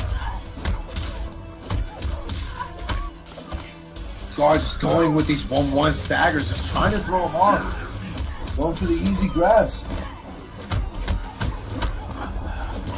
Well, 1-1-1-2, one of the great stagger swings that does exist in Mortal Kombat X that all Triborgs do possess. Having gap in between the third one, into the tube, being +2, you can stagger 1, you can stagger 1-1, you can stagger 1-1-1. It's insane just what this man can do off this string. The only downside starts with a high. And I believe has a 7 or 8 frame startup. Round 2. So the Scar taking the first round pretty convincingly. He just seems to be going for this aggressive playstyle to really just make sure that Retrotech can't throw out any fans, whether it's in the air or on the ground. Oh, blocks the first hit, doesn't block the second, but thankfully the gravity helps it out in his favor. some damage coming from Retrotech. Very nice, chunky 36%. And it looked like a whiff punish from Scar there. Car, please. Stop. And just reversing with 1-1-1. Incredibly easy to hit confirm 1-1-1 as well. So it makes it such a strong string. He's gonna go for the mix here. In the throw. Now he just needs one more hit. Coming. And if Retrotech blocks, he actually might die just from the EX bombs. But Scar opting to try to kill, thinking that Retrotech was gonna armor with the down 2 there. That has been tech ever since day number 1, where if you have 14% or less health and you armor on wake up and you down 2, you win. Good game, sir. That was a swift 1-0 lead for Scar right there. Retrotech had some stuff going on in the there, but it seems that once Scar really just kind of gets going with this momentum, he just to the point where he doesn't want to press a button, and then that's where Scar just kind of runs all over him with all those stagger strings, with the mix-ups, with the grabs. So we'll see if Retrotech can make some adjustments here in game number 2. Round 1. Scar breaking out. As one of our co-casters, Doughboy, likes to call the Hobart the most expensive mixer on the planet. Oh my god, and the EX teleport on reaction to the fan. Dude, what's the mix? Doesn't go for the mix, just goes for the 4-1-3 in the smoke. And this is what I'm talking about. Once Scar really gets Savage! It's so hard to stop him. Wake up EX teleport. Scar infamous for the EX teleport. Actually misses the jump too to try to get more hits done there. And a trip guard with 1-1-1. Very good stuff. Just unbelievable play by Scar right now. Retrotech needs to make some sort of adjustment here. It seems to me that Retrotech wants to go for a little bit more of the keep away game, but with all of the strings that Smoke has to be able to just come at you in such a quick way, it's too risky. It's too risky to zone out Smoke.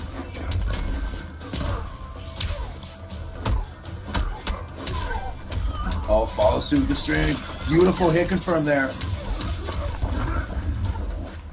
Going to the invisible.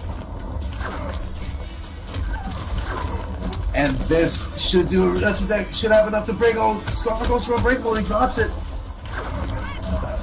And you cannot reflect those smoke bombs. Scar now up 2-0 on Kill Gaming. Pay your respects. Scar showing just why he's considered one of the top players in MKX's history. Just one of those things. You go up against a player like this. Tribal. You just need to be very careful, but it's almost as if Retrotech is being too careful. Maybe he's respecting him just a little bit too much. We'll have to wait and see, but now Scar has completely shattered this man's faith with Katana. Go ahead with Liu Kang. Possibly might be able to make some sort of difference here. We've seen it a million times before at the Combat Cup that people have come down from a 2-0 loss, taking it all the way to a Game 5. Now Retrotech is going with Flame Fist in hopes to lock down Scar. Maybe deal a little bit more chip damage as the primary scoop. Oh, goes for the EX smoke ball. Retrotech trying to go through the gap, but it doesn't work.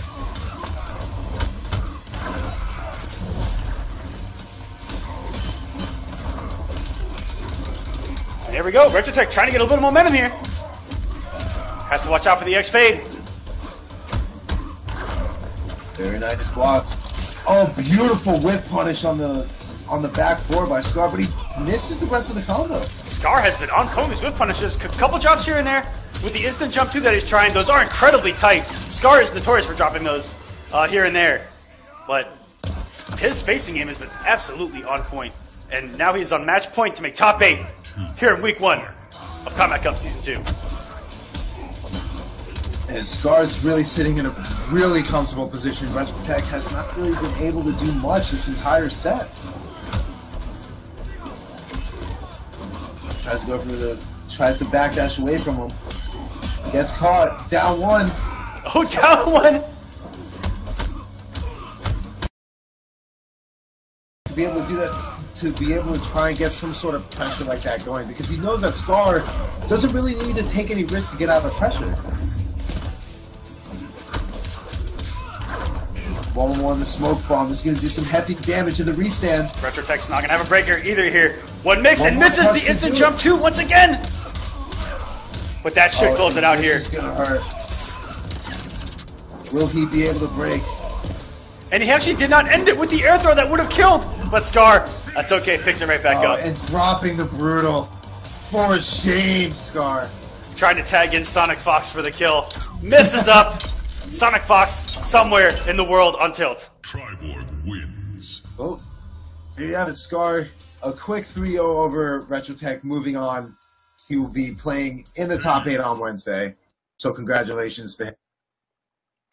Up next, we're going to have the noblest Tweety that there is versus Exile's Full Auto. Exile OD Full Auto. Those OD boys stick together, and they are not afraid to let you know that. No, and that's part of. I'm not an OD boy, but I'm a Florida boy, so I have major respect for all of them. I remember when we had a huge regional in Virginia for top of the food chain with a nice pop bonus, and they came in an entire squad, car full of OD boys, and they represented. It was really fun. Those guys are an absolute blast, and I love the camaraderie that they have. And that's really cool to be able to see something like that. For you to join the FGC and all of a sudden just become so close, just with people that just happen to be in your area. Now, granted, I believe it's Too Easy and Alcatraz are brothers, but Atai and Full Auto, all of them together, just managed to become really good friends, and that's kind of what this is all about, isn't it? Exactly. The NRS scene coming together, the FGC as a whole, bringing people together. That's what it's all about. And you know, if you're not in it to enjoy it, you might be in it for the wrong reasons. And once again, guys, please, please, please, if the set is over, make sure you leave that King of the Hill. But now that Scar has taken out RetroTech, Scar will be facing Star Charger in the top 8 on Wednesday. If you look at this bracket again, Scar's name is going to go right there underneath Star Charger, setting up a potential match with Sonic Fox before Grand Finals. Absolutely insane. Those two back and forth all the time. There we go. We have 5 of the 8. 5 out of the top 8 are set. I'm going to toss Full Auto an invite as well, just to be safe. I just sent it to him as well. No, Full Auto's in there. Good. He got it quick. Here we go, guys. Yeah. I'm getting used to this now. Good. Top 16 moving along here. We've got Noble Tweety, Exile, OD, Full Auto. Full Auto, obviously going to stay true to his name. Stick with Full Auto Jackie first, as he does. And Tweety being the pioneer of Possessed Kenshi. How crazy is this, Big D? Full Auto is one of the only people in the NRS scene history to play the character that's in their name. And you know what? That's going to be really hard to keep up if he plays Injustice 2. You, on the other hand, already have that played out for you. It's such a blow up that you didn't play Ultimate, but here we go. Okay. Lotto is doing here. We have the highest level of mind games going. He's actually downloading them as we speak. So, that's actually... Oh, wow. Okay, that was some savagery from TD. Once he saw that Full Auto was ready, going right in with back one. I've actually seen... I believe it was Third Strike players that would let their opponent perfect them just to see how they approached and what they attacked with, and then played game 2 and just mopped.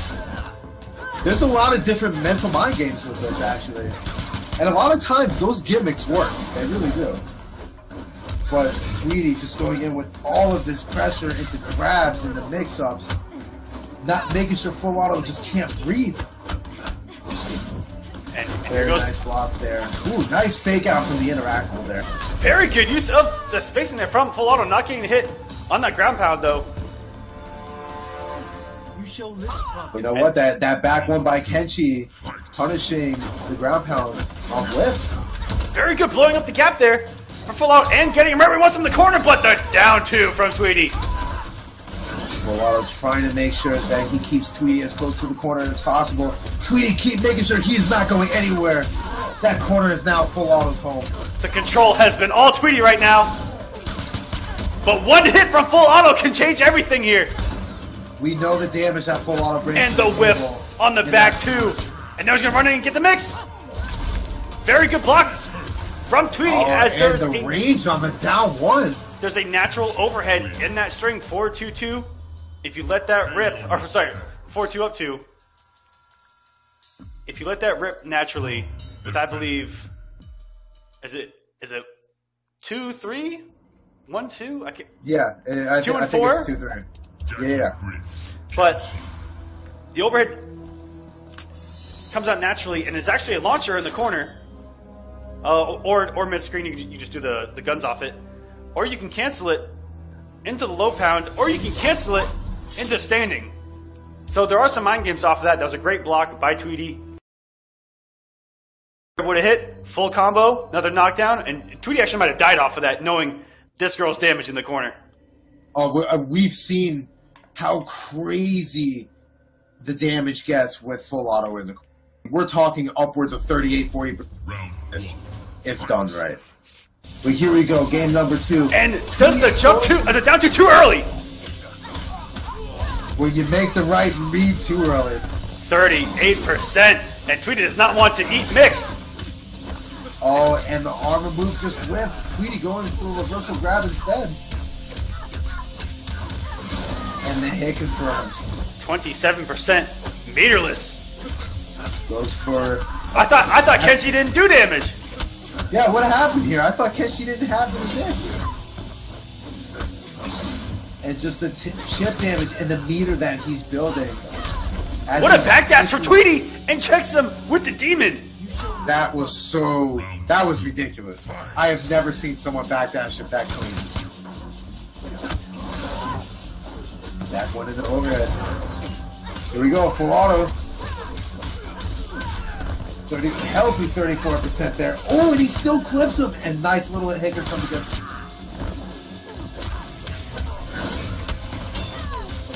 Very good for Full Auto, but he has to watch out for the armor. And Tweety savagely wakes up meterlessly. And still has the bar that Full Auto's going to have to respect. Oh, it catches him! Very nice. Full Auto staying alive here. He may be down in the first game, but right there that just shows that he knows what he's doing.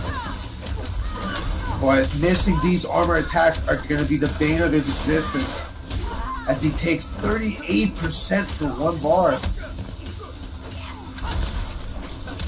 And Tweety using the negative frames there, just jump out of the corner. And Demon, oh my gosh! It looked like she hit the ground. Presence of mind to be able to hit confirm like that. And this man Tweety going back to his Kodo roots in the down 4 mix. Just that's what you get for playing a character like this long. For him to just break down possess Kenshi to science. So Tweety now up 2-0 on Full Auto, ready to be our next qualifier for the top 8. And Full Auto coming off of Full Auto here. No. Oh my gosh, he goes. I'm actually surprised. I've never seen this before. I know once upon a time he did have a Conjurer alien, so he did like to mess around with a few other characters, but to go into Predator, I was not expecting this at all. It is time you change your name. You cannot be Full Auto and play Predators. You can't have us give you props and more than that, not History 10 going with Hunter. He is officially, for the rest of this set, Exile Hunter. OD Exile Hunter. Let's hope it pays off for him. That back one is just going to shred Predator every single wake-up. He has to be careful. And he has not gotten anything going. Tweety is just applying this insane pressure right now. He At knows such a fast pace, it's hard to keep up with. He knows that the comfort level isn't there from full auto with this character, and this aggression is taking him right out of this match. And this is full auto's time, because if there's one thing that Hunter does possess, it is the mix in the corner. But and that EX overhead has 2 hits of armor. And if I were full auto, I would have definitely scouted that. That's something that you have to make the adjustment on the fly for. Yo, finally get something going here. But the full screen presence really just isn't there with Hunter. And then Tweety catches up on it, just gets in for free. Very good downward check to get him off the smart disc. And Tweety just a couple mixes away. He has an X-ray, but at this point it's just Chippy goes in the block breaker. Could get a 50-50 would have come. Now hold on a second. Oh my gosh, here we go, guys! And just like that! Pulls it off. That is the mix, and Tweety not having the bar. He almost gave him the bar, the boot. Final round. Just under that first bar of health, first meter bar for Tweety. He was able to actually apply that Hunter mix. Now hold on a second. Do not plug the cord out on that life support. OD full auto is still in this. Unfortunately here, yeah, any hit would have given Tweety another bar, and Tweety blowing up the gap. But now, if full auto opens him up again, it could be Mix City. Oh no, he misses the anti-air there, goes for standing 2 instead. Great reaction from Tweety on the run. And there we go, is he going to meet a burn? He does. Hefty chunk of damage. And baited the armor there, but Tweety delayed it. Another block breaker, can he do it again? Or it's gonna... That is the Full best auto. use of block breaker you will ever see, and one of the few times you will ever even see it. Good stuff from full auto, but Tweety just a little too much in the end. He used those block breakers perfectly. Gotta give it up a little bit for full auto. It may be a 3-0, but the set does not display how well that goes. What is your name? Ooh, Tweety, get off the mic. Later, bro. Tweety, I can't even hear him. Tweety's one of the only guys in the scene who will get on the mic after a match and just... He screamed for NRS to please give him a beta code. I remember that. As everyone on the planet is known to do. And all right, we've got 2 more matches to set top 8 for you guys tonight. Coming up next, Mingled Jester versus Frozen Acid. Down here. So for those that don't know, Mingled Jester got a few pretty decent wins under his belt tonight, and then managed to have a DQ win over Dragon to make it even farther. So we don't really know too much about him. I don't know if there's been any backstory on this guy. But you know what? The unknowns are always the best to watch because you don't know what they're capable of. And thank you once again while we wait to get these guys in to our partners here at the Combat Cup. Shouts to Catalyst Mints. As you saw earlier, our boy T-Pain bringing you the hype. And then myself in that incredible Mint Bay commercial. Is that what we're going to call it? Hashtag Mint Bay? Hashtag Mint Bay. Okay. Bringing the sexy back to the FGC, as it were. Check him out at catalystmints.com. It's a wonderful product. It's a breath mint disguised as an energy. Product 3 of them is the same power as an energy drink without all the sugar, and they taste great. I took 3 of them right before the stream, and look at how much energy I got. We're going full throttle here. I need to get my hands on some because I have yet to taste them. And thanks. Oh, don't forget, just check them out at catalystmints.com, but use that discount code. Being partnered with Streamy, use discount code STREAMY to save that 5%. And thank you to Smash.gg for the bracket week in and week out. If you're a player, check him out for tournaments to play in. If you're an organizer, check out this site. It has everything for you. You can do registration. You can sell merchandise. All the brackets. You can do a series, double LM, single LM, quadruple LM, round robin. doubles, Pretty much anything. triples, quadruples, quintuples, the entire works. Check him out, smash.gg. As far as your imagination stretches, they'll get you covered with that. And also, as always, follow them at all the social media, twitter.com/streamme. You can follow them on Instagram as well at stream_me, and of course YouTube at streamvids. Go ahead, check them out, give them a follow, show the love. We cannot be here without your support.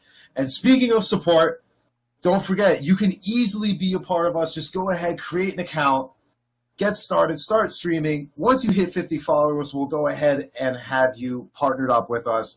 70-30 split in your favor. You cannot find that anywhere else. So jump on it. Easy opportunity, great opportunity. The admins here are absolutely fantastic, so don't miss out on it. And thank you to Arazi. Check him out at arazi.com. Wonderful chairs and gaming tables. Customizable, different color options. They got pillows on them. They're incredibly comfortable. I've seen grown men pass out in these. Check them out at arazi.com. Use discount code STREAMME to save 10% off their products. And we are waiting for the next match to get in here for you guys. I sent them both an invite. The way tonight's been going, like I said, PlayStation just did not like me tonight.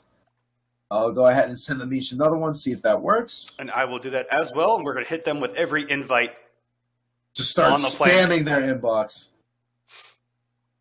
So now just a little bit of a backstory for the stream to let you know.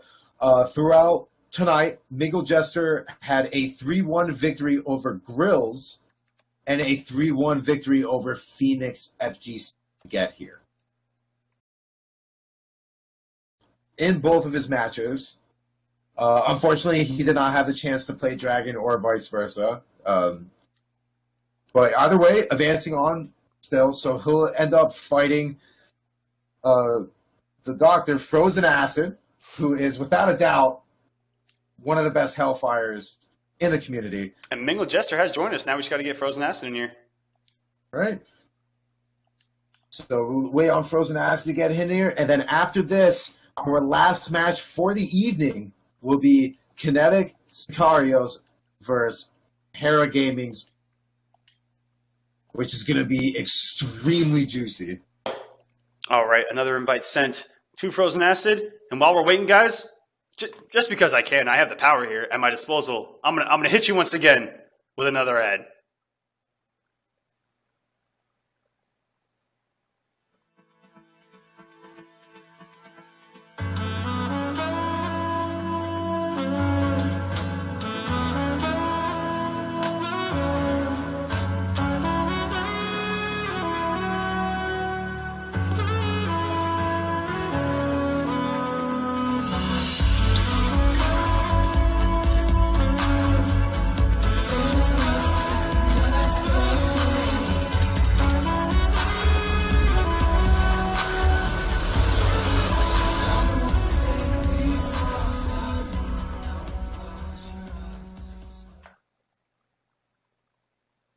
I hope you guys enjoyed that once again. I love having the power at will to just, bam, hit you with it. You know what, man? You need to stop playing God. Man. You need to stop playing God. So invites have been sent out. Like we said, Mangle Jester is in here ready to go. The invite has been sent to that gamer tag, so hopefully we'll get to see him in here in a second. Go and throw another one just for good measure. Yeah, just in case. Yeah, we've always been having seen, like I said, one of the drawbacks of the online tournaments, but you know what? You guys have been doing, everyone that's been participating has been doing really great. For those that haven't been participating, make sure you become a part of it, man. We could not be here without your support. So please, go ahead and register, have some fun with it. Even if you feel like you don't feel like you're going to do particularly well, you have nothing to lose. It's free to join, free to play, get some time.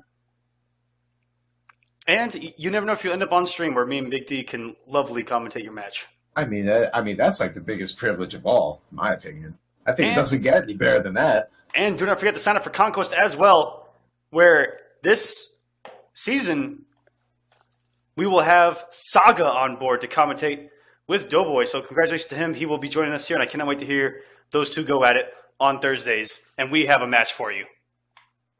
Right, and here we go. Both players are finally in the King of the Hill. We have Mingle Jester going with Tanya. Is he going to go Kobu? No. No, sir. Kobu's supposed to be in the ground. You calm down, sir. I thought that was dead and buried. What happened to that? And he's thinking about it. Let's give him some...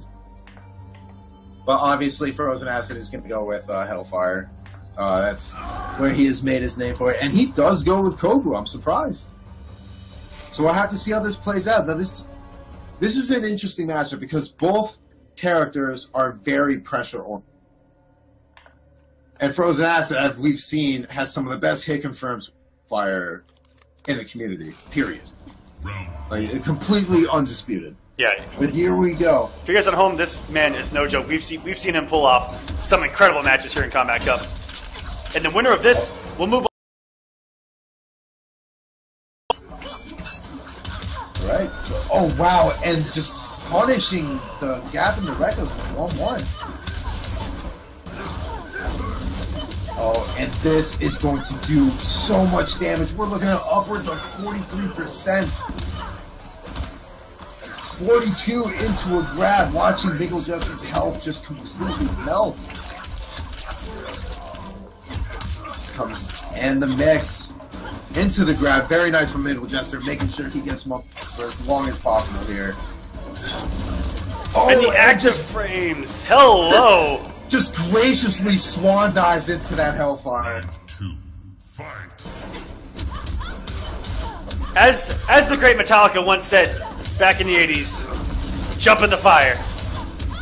And that's exactly what he did, and he is really feeling it. I mean, the 35% restands into chip territory, into more chip with the Flame Aura. Good, nice little hit from there, 13%. Now he's going with these teleport cancels now because after Frozen Acid punished the gap in the records, he doesn't want to. Just like that, another 1-1-4. This is actually going to do it if he doesn't block. If he doesn't drop it. There you go, just like that. Frozen Acid up 1-0 on Mingle Jester. Looking like a man possessed by a demon. Because he kind of is. And Frozen Acid up 1-0, and he's trying to make it to top 8, where he will be competing for cash and more points. Cold hard cash, and we are not talking Paulo dollars, late. We're talking some serious cold hard cash. Now, this is the big thing. Is he going to stick with Kobu? Because he had a lot of trouble dealing with Hellfire up close. He has the armored record, but that's only going to get him so. Taking his time with that. Opts to go with Pyromancer. Maybe opting for a little bit more of a zoning battle, but now the only problem with that is that Scorpion's teleport is so fast that the threat will always be there, so Jester's always going to have that in the back of his mind.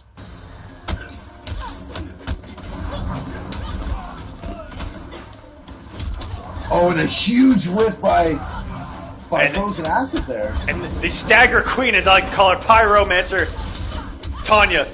She doesn't have a whole lot of mix. She doesn't have a lot of damage, but she will stagger you into the ground. Just the mixing with this is tearing Jester apart right now. Finally gets hit with the Fairy Dust. Can he make something happen? Healthy 4% chip. Oh, and that is a full combo punish. Just like that. Was in a really good standing to take that round. Just manages to throw it away off of a risky read. And what Frozen Acid showing some tremendous patience here. What he's playing for, if he makes it in the top 8, he will get 25 more points. Guaranteed. And if he gets another win, that puts him in 3rd and 4th place, which he will get $50 and 75 points. If he gets another win, he'd have $100 in 2nd place and 125 points. And the winner goes home with $200 for the week and 150 points. All these staggers right now, finally being able to walk Frozen Acid down. catching with that, but one mix is going to And be the active frames lead. once again. Damage even after dropping at 33%. That's a big drop with the 2-1. And almost caught him with the active frames again. Trying to convert with the Hellfire. Went for the quick mix. Nice drill there. He's not out of this just yet. And look at the active frames on that jump kick. That is one of the most active jump normals in the entire game. During the first week of the game, when we looked at the frame data at my scene, we sat down, we saw that jump kick's active frames, and said, what on God's green earth? I believe it's active for like 13 or 14 frames. At the very least. I mean, we saw that. You had a chance to get Yeah. a cup of coffee. And It's actually been a long time since I have looked at it, but that thing is active for days. We actually dubbed it the God Kick. for obvious reasons, I think. For obvious reasons. We had someone so triggered trying to anti-air it that we studied the crap out of that jump kick. And he got so triggered trying to anti-air it, and he goes, you know what? That's why. Look at the active frames on that thing right there. And you saw in the play, she jumped into it, swatted out of the air. That kick was out there in the open for about a solid second and a half, and still managed to get hit. And he probably could have hit confirmed off that too if he wanted to. Oh, for sure. Teleport galore. Now Jester has decided to stick with Pyromancer. Oh, very nice. Jump one into the hit confirm. Oh, and trying to dive, but goes right into the flame once again.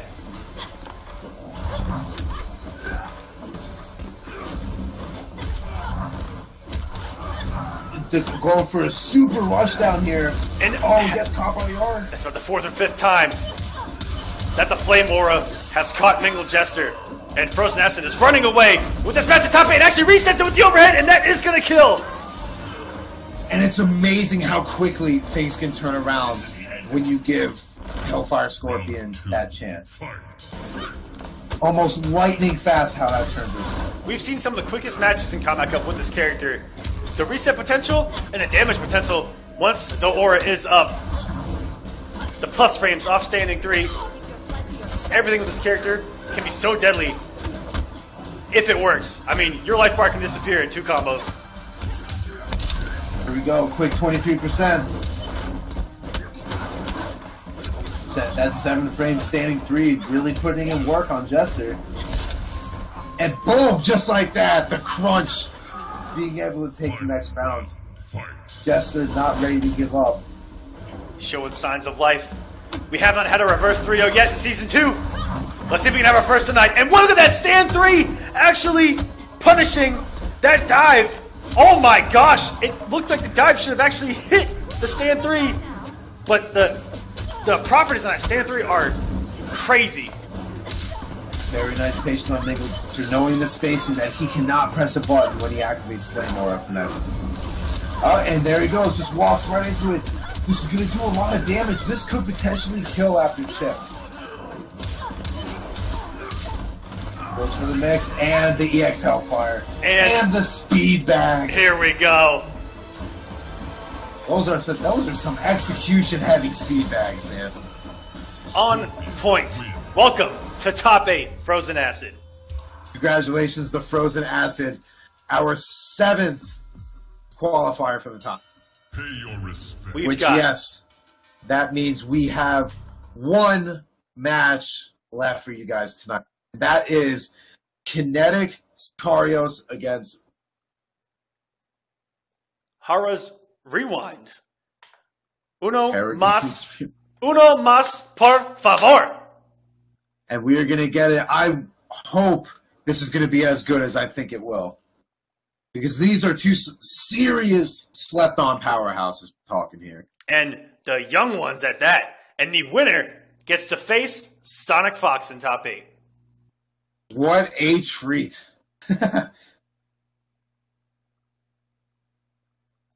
Go ahead and get these invites going out. And there is your Top 8 right now. The winner of that last match did advance, and they will play against Noble Illusions. So, our Top 8 set right now. Star Charger versus Scar. 2 Texas boys going at it. Then we've got Frozen Acid versus Illusions. And then Samij and Tweety. We've got some matches lined up already. Wednesday is going to be crazy Sicario says send another invite. I'll go ahead and send it. See, none of them are working for me tonight.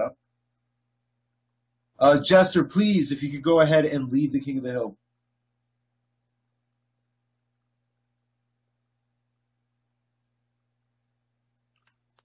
And I'm going to send him a message just in case that says, hey, please leave. Please. That's what I'm going to say on stream. What I type. All right, he's gone. Might be different. Aw. All right, so invite has been sent out again. Rewind needs another one as well.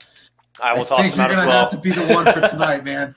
I'm doing everything I can, I swear. It's all good. No one here blames you. Yet. PlayStation knows.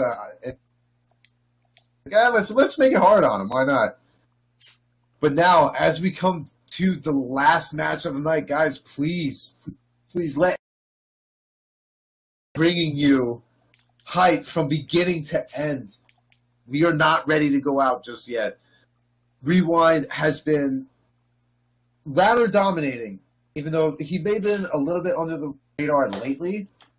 He's been doing surprisingly well.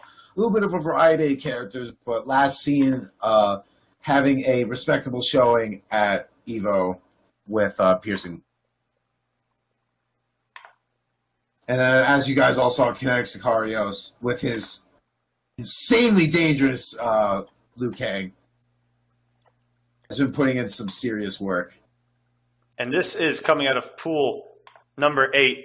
And we got Sicarios in here. Their paths to get here. Sicarios win early over Evil Overlord in that crazy Raw Dog 88 match that we had on stream. And then he actually had a 3-0 over Hayate to get here. Whew. We actually didn't even mention that. And I honestly had no idea. That's something like that cannot go swept. And Rewind with 3-0 victories over Dark and Young Monster. No small feat of his own. These two here to play. Oh my gosh. You've seen all the kind of upsets that have been going on tonight. This is just a preview. Okay, you need to realize this is week 1. We have plenty of more weeks to go. But now we are getting into it. Both players are ready to go. The game is loading up. In our last fight for the evening, we have Sicarios with his Flame Fist Liu Kang going up against Rewind with Displacer Raiden. Very interesting choice here.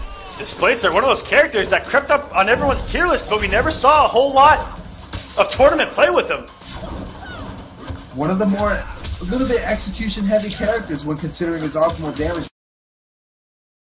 Decides to pick him up, his execution must be on point. As we're seeing, he's doing a pretty good job keeping Sicarios locking in the neutral, and that's really what you want against Flame.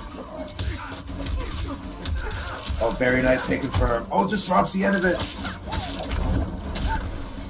And confirmed Frozen Acid is also from Texas. There are 3 Houston boys in top 8. Texas is showing up, man.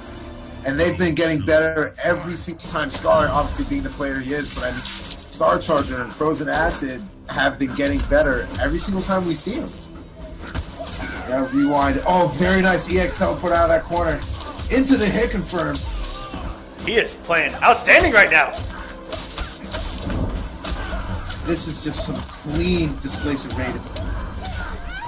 But now he has his back towards the corner with not a single bar to spare. And the raw down 2 from Rewind. Hello! Raiden, of all characters. That down 2 is not great. And very good using the throw, keeping it unbreakable. Oh my god, that was, wow, and the game 1 fatality. Welcome to the Combat Cup. Rewind. Shocking! Oh, do not do that to me this season. Not doing that. Don't you dare. But as shocking as it was, Rewind was dominant. And that was something we were not expecting. We're coming off of someone who played Melina for a majority of the game's life and a little bit of Tanya. And now you see him busting out this clean Displacer Raiden. it's almost a little bit, it's blindsiding not only us, but I'm sure for Kinetic Sicarios as well.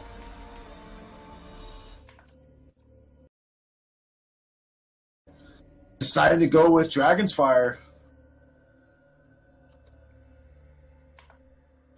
I have to see. Maybe the switching variation might be able to do a little bit better. Just doing all these teleports around just to kind of psych him out, get him to kind of press a button and it'll punish accordingly. Oh, and the waste of the bar there, but beautiful hit from there. Nice little conversion too. Those jump back conversions can actually be pretty tricky on the jump back normals because they incorporate a lot of run, and he was pretty low on stamina to start that. Good conversion for Rewind. If he would have committed to the forward 1-2, back 2 looked like it would have dropped there. Very good recognition, and the throw, Rewind. Rewind is playing out of his mind right now with Displacer Raiden. And it just seems like... Look at the whip punch from Sicarios, but he didn't believe. And got him off the armor. What a conversion with the neutral jump punch and the teleport. And the reversal grab after the block down 3, very smart. Sicarios almost being able to get something going, but the execution just falling short. But not this time, getting some hefty damage, pushing him farther mid-screen.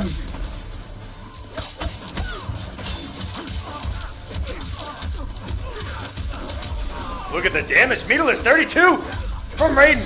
Keeping it unbreakable with the throw. Very good check with the down 3. Oh, and this if he doesn't drop it, block it. He does drop it. Oh no! Very good block on the vicinity blast.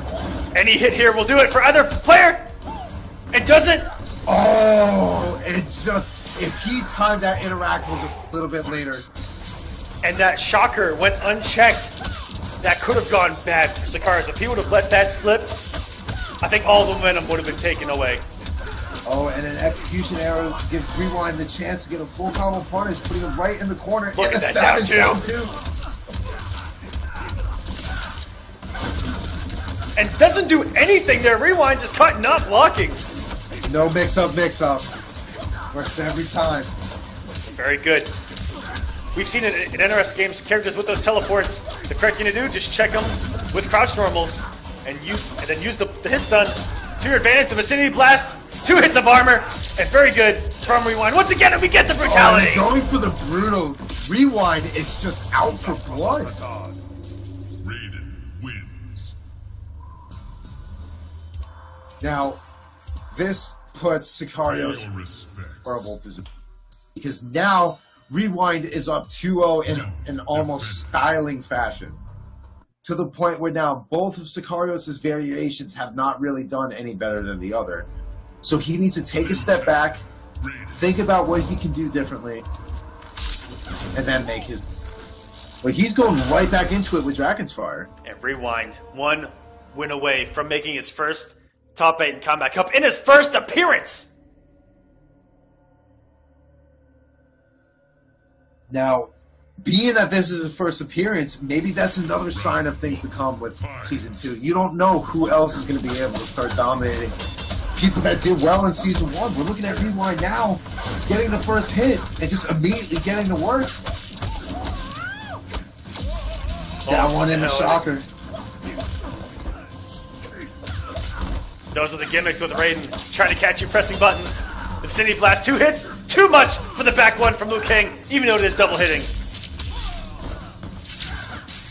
Down 1 shocker, catching him out of the air. Quick 11% just for free.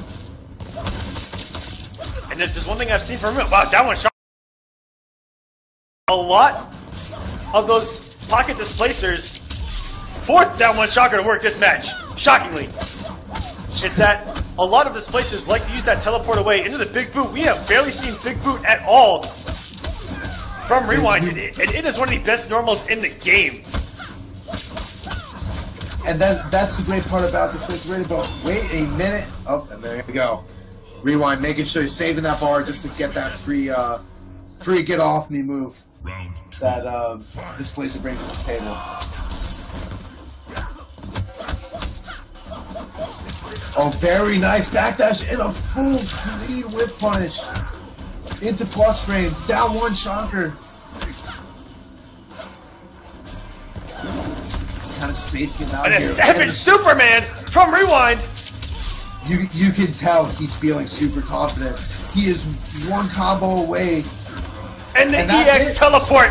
So instant, and Rewind is going in the top 8. His first time in Combat Cup. Congratulations to Rewind. Outstanding Combat Cup debut. Lighting up the bracket. Raiden wins. Just electrifying the atmosphere with his gameplay. I know. The most electrifying man in the bracket. Okay, let's stop. I can't with these puns, man. But Me and Big D, known for our puns too. yeah, it's just I try. You know what? I'm trying to be like trying to stay away from the puns, man. Because once I get going, dude, I come up with some cringy stuff. I'm talking like Incredibly bad, cringe. Incredibly cringe. Do not forget to sign up for Conquest. There's so much more on the line. And it's 100% worth it because even if you get 4th place or anything like that, every little bit of points add up. So please participate, show us some love, and show us what you're made of. So sign up for Combat Cup and Conquest. Check it out at smash.gg/Combat Cup, and you can see every week here on out. And thank you once again to our partners here at the Combat Cup. Check out Catalyst Mints at catalystmints.com. Use your discount code STREAMY to save 5% off their product. It's a great energy product. 3 mints equals 1 energy drink. It's a great product. Not only will it freshen up your breath, but it'll freshen up your mind. It's perfect. It's the perfect thing for the FGC. You'll smell good and keep you energized. It's the perfect product because sometimes we run into the snake a little bit at these events. Okay? Don't be that guy. Don't be that guy. Do not get bodied by hygiene.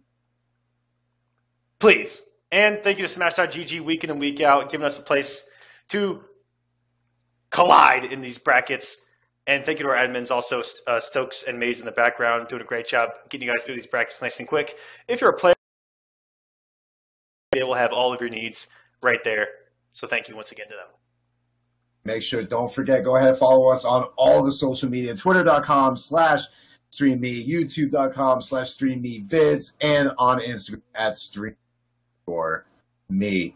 Make sure, last thing, never forget, you want to become a streamer, you want to have a bigger chance, make some money, have some fun with it, go ahead, sign up, make an account, get 50, all you need is 50 followers. That's really all you need. Get 50 followers instantly, get partnered, 70-30 split in your favor. No mess, no fuss. And thank you to Razi. Check them out at Razi.com. They got great gaming chairs, gaming desks, and they've actually got glasses now to help out with your eyes when you're staring at the screen a little too long, especially at night. It's very damaging to your eyes. They got incredible products. Check them out at Razi.com and save 10% with discount code STREAMY. Our final thanks of the night goes out to everyone involved here at the Combat Cup. Staff, viewers, players, you guys rock. Thank you to you guys watching at home. And thank you to those who competed. Thanks, Big D. And, yes, absolutely. Tonight was an absolute blast. Thank you guys in the stream for tuning in. I saw you guys getting super hype. I hope to see that every single week. And it's the only way to go is up from here. So thank you guys very much. Aquaman, always a pleasure. Absolutely, guys. And you have a wonderful night, and we will see you Wednesday at 8 p.m. Same place. You guys have a good one.